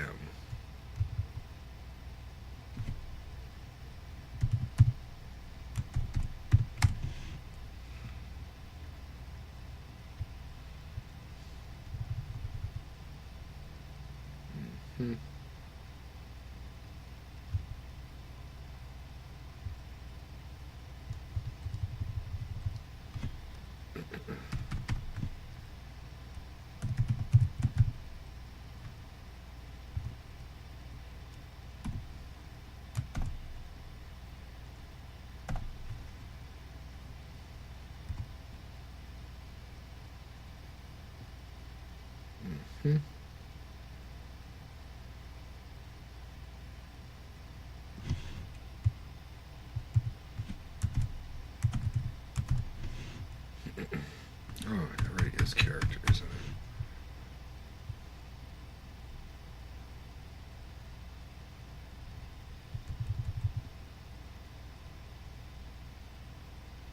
Mask Y and 7. Let's just start off with 0. So I should have lines like that.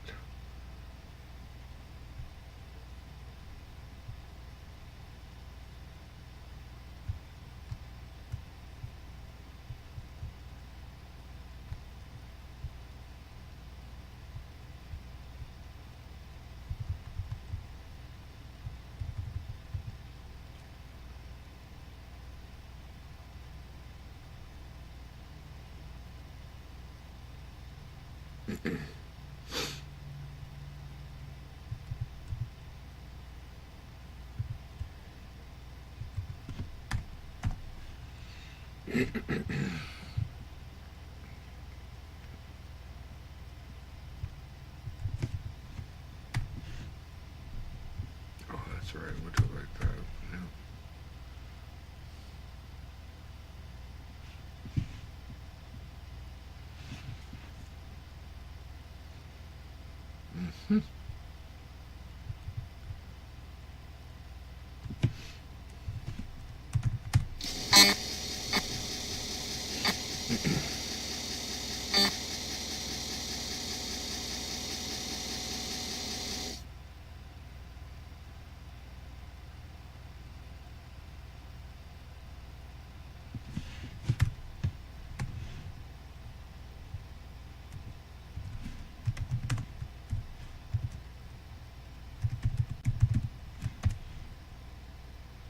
Pixels%.c.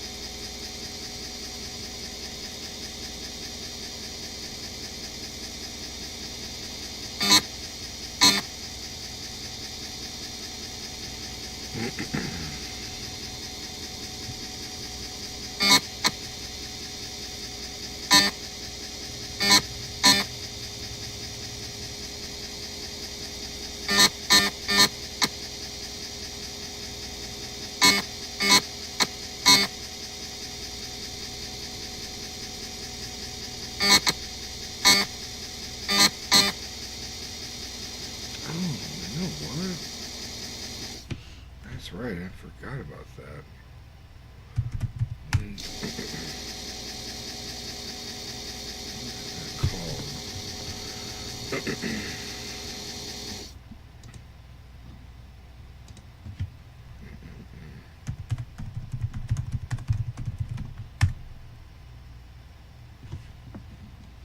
Raylib, there it is.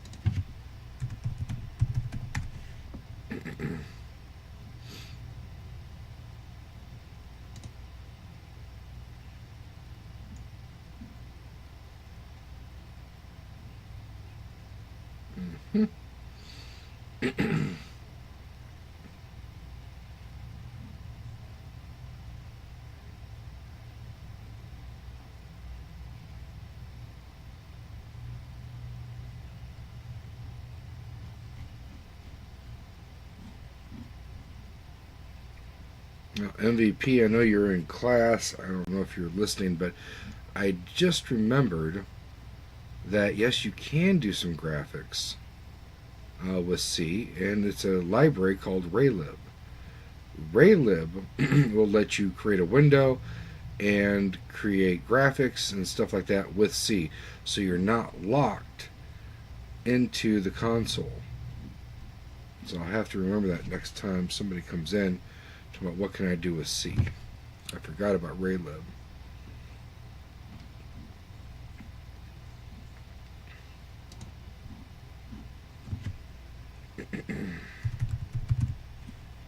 Pixels %.o.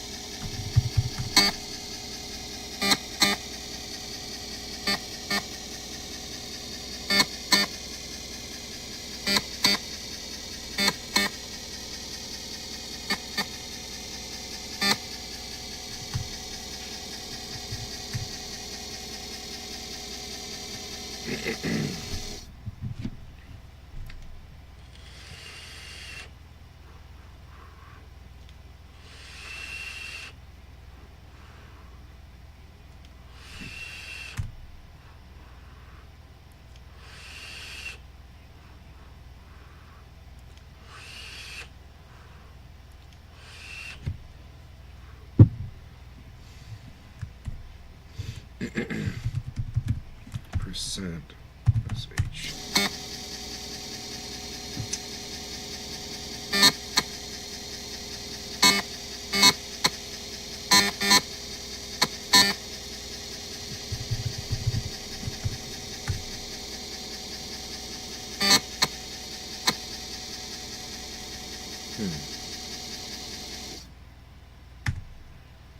Didn't work.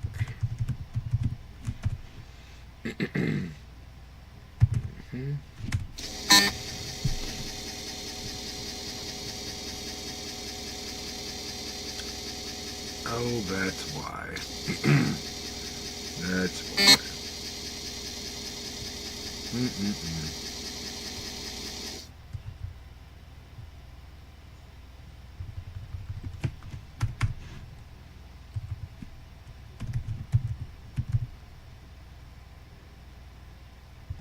A-1. I'm working on graphics library for Commodore 64 under Power C. I'm just using it to fill my time waiting for somebody who wants to ask a question about C. So I do some retro coding is what I usually do. So, but I thought tonight, rather than just have people watch me program, if anybody had any questions about C, then I would try to help them. A-1, shift over 1 space. Yeah. that should work.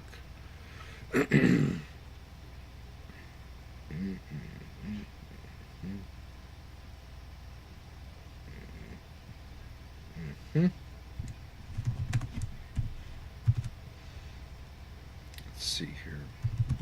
Pixels %.c. This is still C programming though. And most of the C programming is something you can still compile, even with a modern compiler. Quit. Pixels %.c.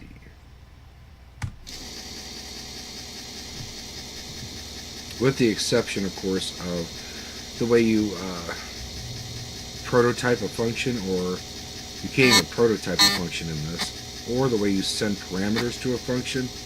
This is an old style way of doing it, and your modern compilers probably wouldn't understand this way of setting up your parameters for a function. So that kind of stuff would be a little different, but most of the C is pretty standard C. Like your for loop, that's fine. That's normal C. Printf, that's normal.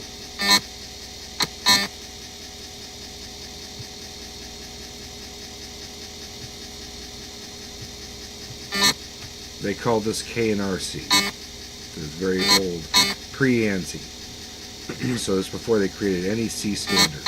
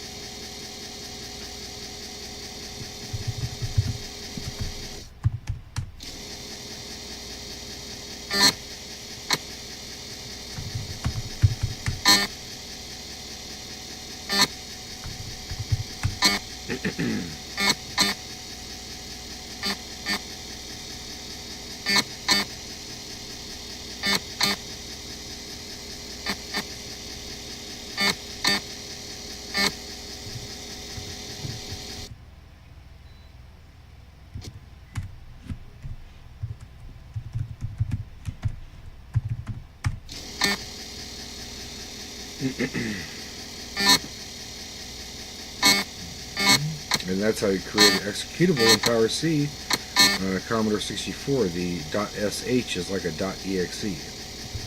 Pixels %. And hopefully this time I get some pixels on the left side of the screen. And I do not. Again, have some sort of error. CED pixels %.c.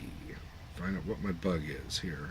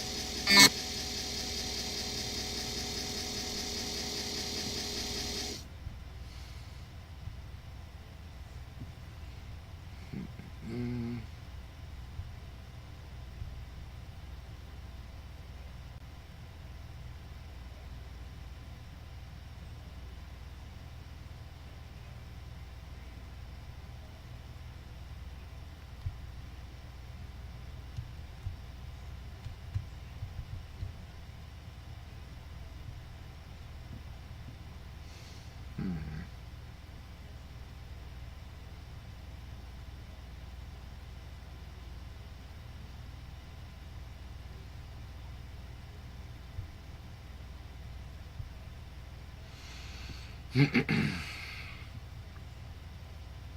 am I getting nothing out of this?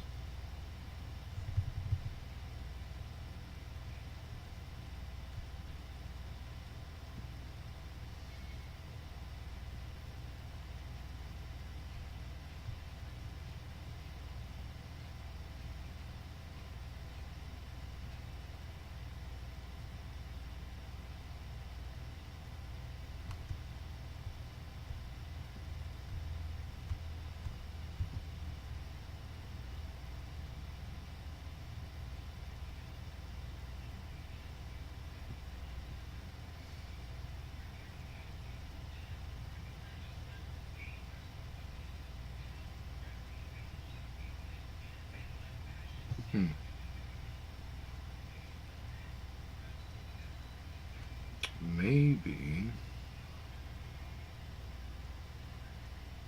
that would be a problem, wouldn't it? Yes, it would.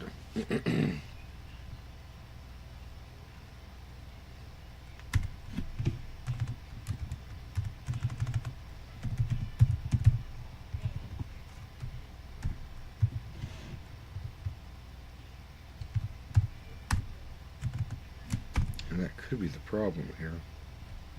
But it shouldn't be. No, it should not be the problem. No, no, no. Right? Oh, yeah. Yeah, it is the problem. Duh, duh, duh. Well, there it is. So that isn't necessary. This isn't necessary. This is necessary. Bit mask 0 equals 1. That is the problem.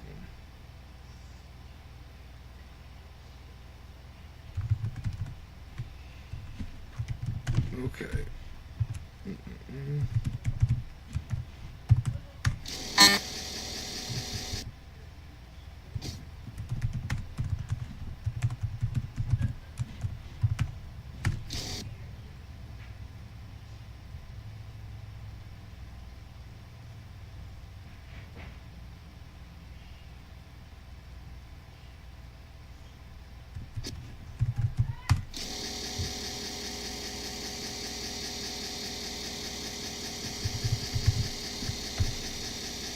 %.o.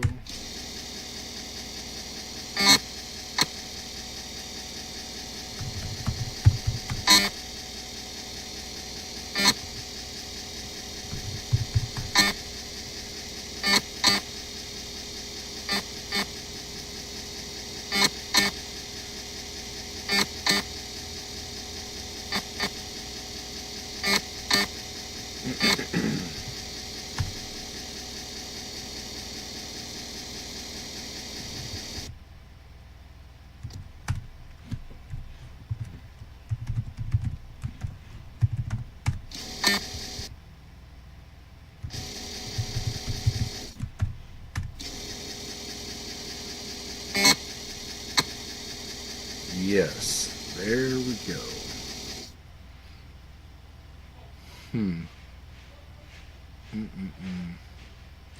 But I did that. I did it backwards, but I got it. Okay, cool. Just backwards. Nice.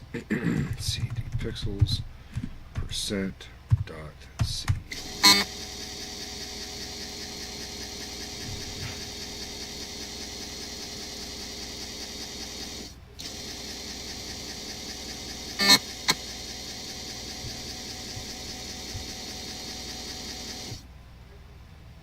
Mm-hmm.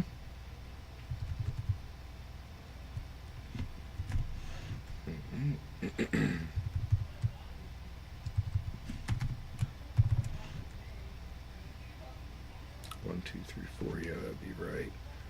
That would be right. Put pixels %.c.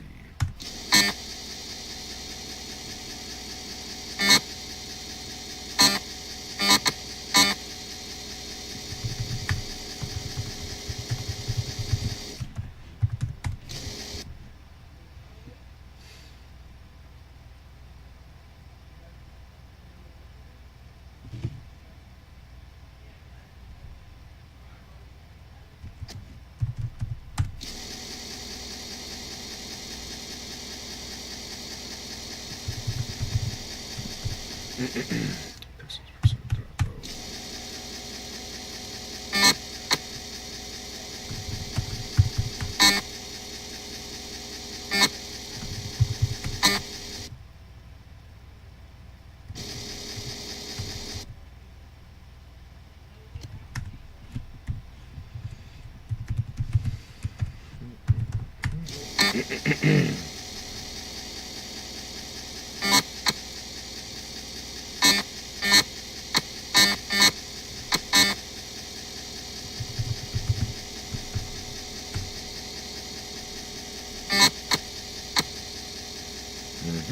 That's right.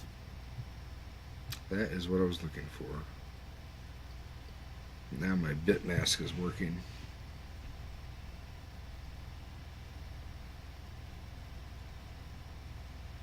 Very good.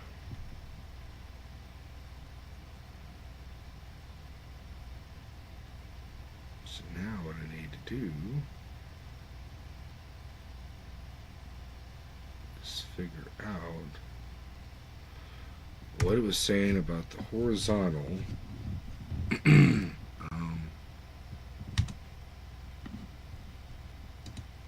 horizontal table.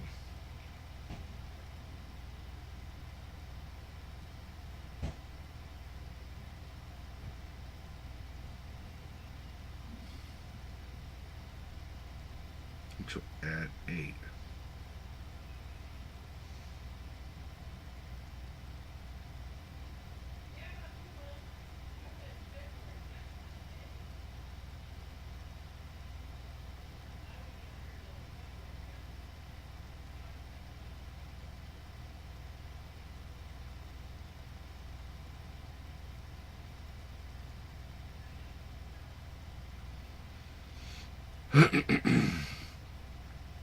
Oh, so we make a table for one line.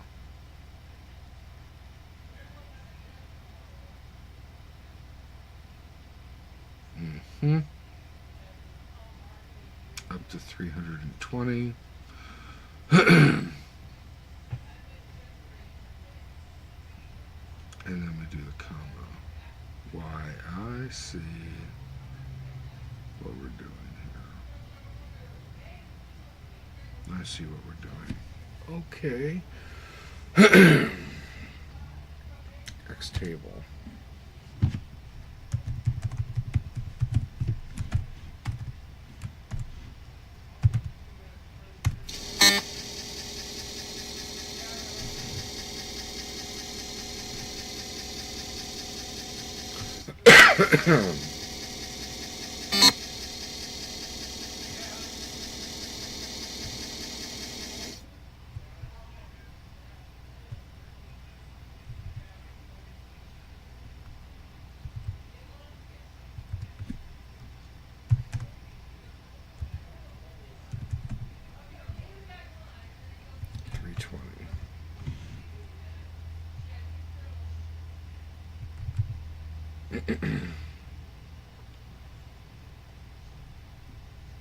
We're not going to do that. 256 for now.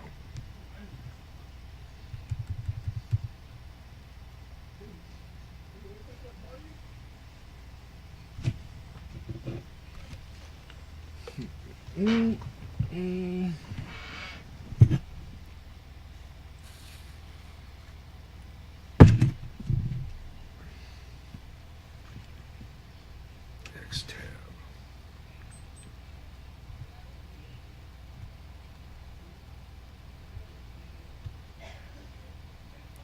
Make tab Y.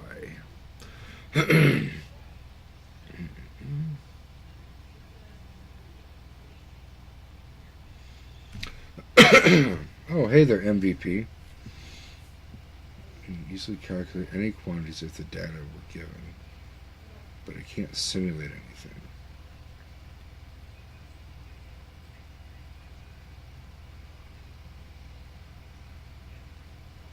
Right. You can't simulate, but you know what I forgot to mention to you? I realized I was wrong.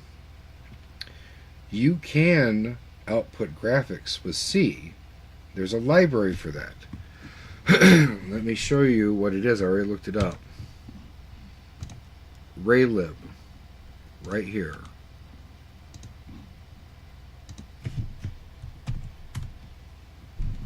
You can use Raylib and you can output graphics you can output graphics to the screen. And see, there's examples right here. There's shapes, textures, text, models, shaders. You can even do audio, some core features. So they have some circles that I guess move around the screen. You have numbers. You can see the digits and all that right there. They have text. You make a window. What's this one? You've got degrees right here, 0 degrees, 180 degrees.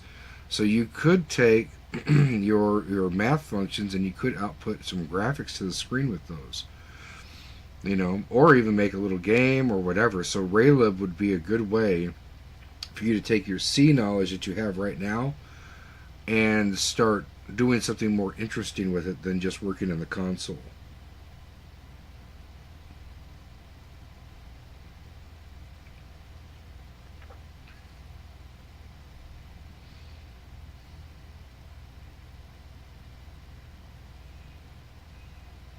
It looked messy. This library looked messy, or his code looked messy?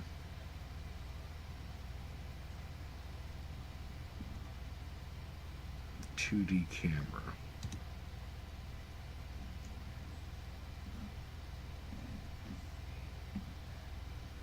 Here's the code for it. Init window opens a window. Rectangle buildings, max buildings. So it's creating a structure or an array of structures. The code. Well, here's some code right here. I've got a for loop setting the width of a building, the height of a building, the y and x probably location of the building. What is this? 130 float minus the height, screen height minus 130 float minus building height. I know he's setting the Y position. Maybe he's trying to center it or something. I don't know. I would think he would do a divide by 2 or a times 0.5 for centering. Then he does a point X with a negative 6,000 float plus spacing. Where is spacing here? It's screen, width, screen height, and spacing is 0. So he made that global. Building.x is negative 6,000 plus spacing. This wouldn't make any sense for a position. So maybe it's not a position. Spacing plus equals building.I width. Okay, so spacing. So he increases spacing based on the width. Build colors. You get random values, so you get random colors for RGB presumably here. And he wants to get a random value between 200 and 240. 200 and 240, and then 200 and 250. He does a camera. And it does a camera.target. Offset, rotation. So I guess it's presumably the way you look at the screen. This is part of the library. You can tilt the screen, I guess, or whatever. Set your target frame rate. Main game loop. What is this here? Int main. Okay, and then we come down to the main loop. As long as the window isn't closed, then key is right. Is key down. I guess you can move the player.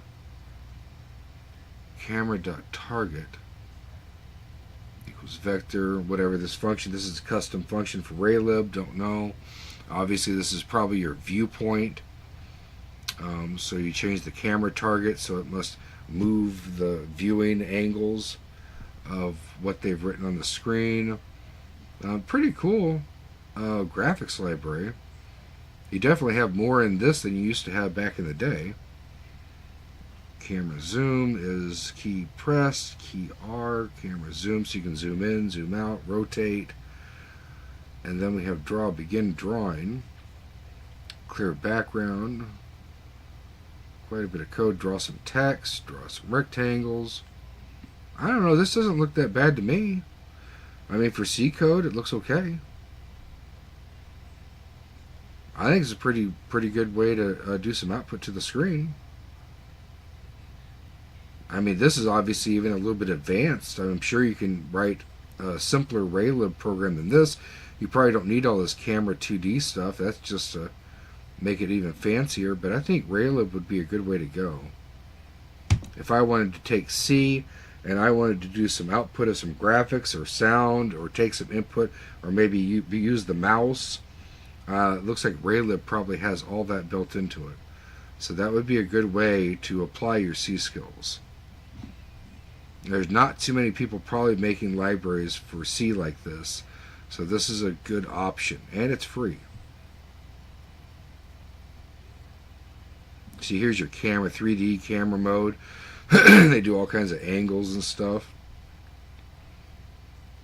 You get your 3D camera, first person. What's this? Basic windows with colors. Let's see what the code looks like for this. Default. Oh yeah, here's your mouse. So it's got mouse support.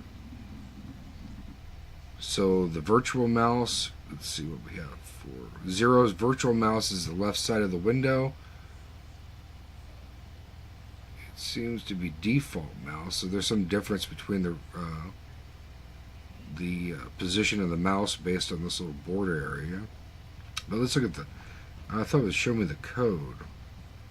Let's see the code. Let's see here. So we set a screen width, screen height. That's for probably our window.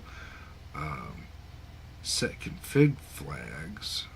Resizable. Init window. To open the window. Set window minimum size. So if somebody wants to shrink the window, I guess that's as small as it can get. Game screen width. Height 640 480. That's the standard VGA resolution.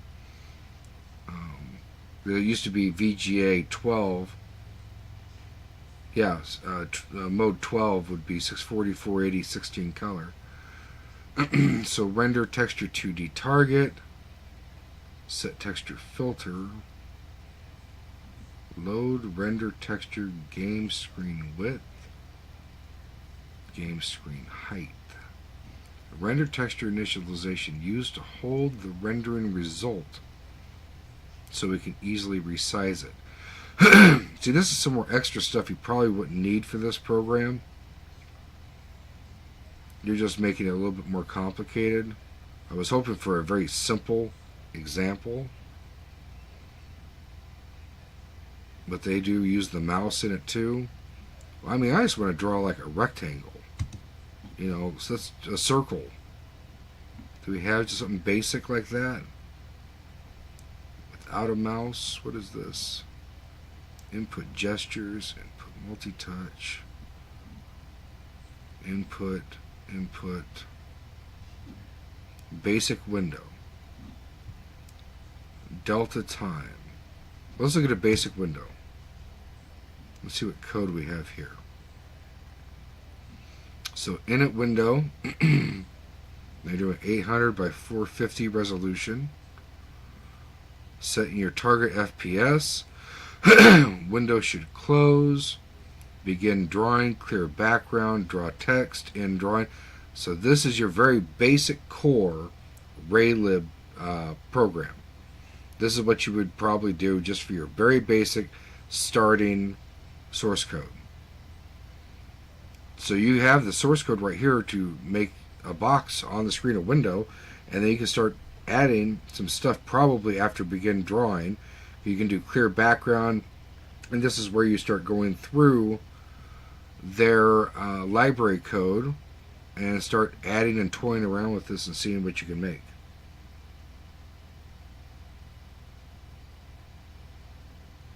Yeah, it always gets more intense as you learn, yeah. for sure. Turtle graphics, yeah, I've heard of it. I don't know what it is in Python, but this is probably more advanced than Turtle graphics, or better. And this is probably going to be, whatever you program in C is going to be faster than Python too. Just so you know, like a lot faster.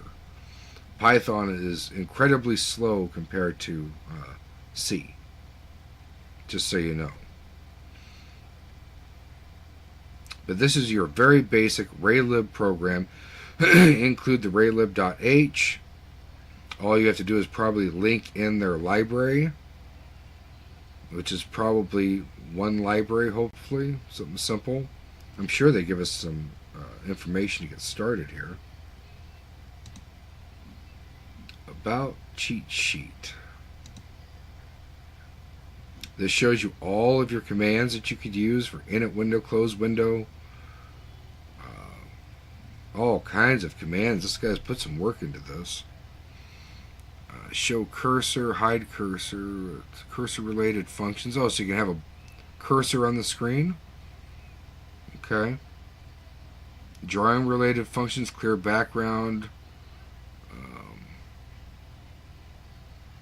I don't know, a bunch of different functions for drawing, but I don't really, I was looking for like circles and squares, or circles and triangles or something. What else we got? Shaders. We don't need shaders right now. We just want to get some graphics. Get screen. Timing. Custom frame. Miscellaneous. File system. File access.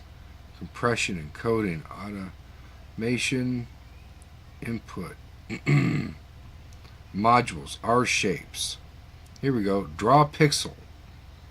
Draw pixel 5, whatever that's for, or draw pixel V for vector, I guess. So draw pixel, draw a line, and so if you take that code that we just looked at, that basic window, and you just started adding like draw pixel to it, I'm sure you would get a dot on the screen. And for example, draw a rectangle. So here's all your basic shapes, and this is just a learning process from here, is just going through and playing with all these functions. Which is how I learned programming back in the day. Yeah, it's got pixel level control. You can, every dot on the screen is yours to do what you want with. That's pretty cool. You put one pixel in your window, you probably won't even hardly see it. It'd be so small because the resolutions are so high these days. What is it? Textures. We got textures. Mostly interested is R shapes. That's a good way to get started. But textures, that's for probably 3D stuff, which I never do anything with that. Text. That's good. You can get font default, load font. You can write some stuff on the screen. Quite a bit of stuff for this. Like I said, this guy's put some work into it. What else is this? Geometric 3D shapes, if you want to do 3D. But like I said, I never do. There's your 3D stuff, your audio. Load wave, load sound. Unload wave. Do we have any other kind of sound control? Play sound.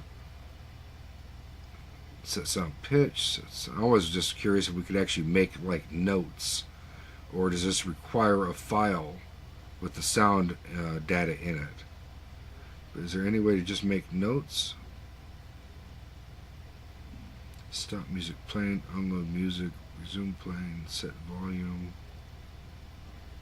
pause audio, check if audio is playing.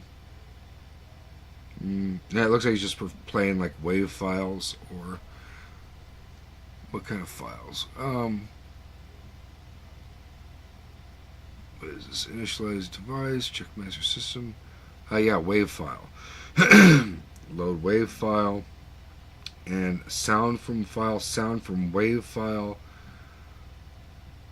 So it must be all WAV file support. So that's how that works. That's okay, whatever. And you still get your audio with this, but back in the day you could like control the sound chip and you could play notes and stuff like that, but not now. Now it's WAV files. So okay, structs. Now these are your structures, and you said you know about structures.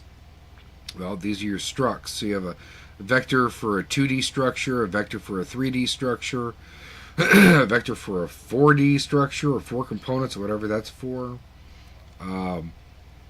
Matrix structure, matrix 4x4 components, column, major, OpenGL style. Now some OpenGL, like some kind of matrix grid, presumably some kind of grid there. We have a color structure, so that's going to have 4 components, which will be your RGB and another component for your color. I don't know. I know RGB, but I don't know what the last one is. You have rectangle structure, image, texture, all these different structures. Be nice. I mean, you could look through the header file if you really wanted to know what is inside these structures. You could take a look at the raylib.h file, probably. Would tell you what's in it. Oh, okay. Alright, my friend. Yep, you take care. Yeah, pretty cool library, though.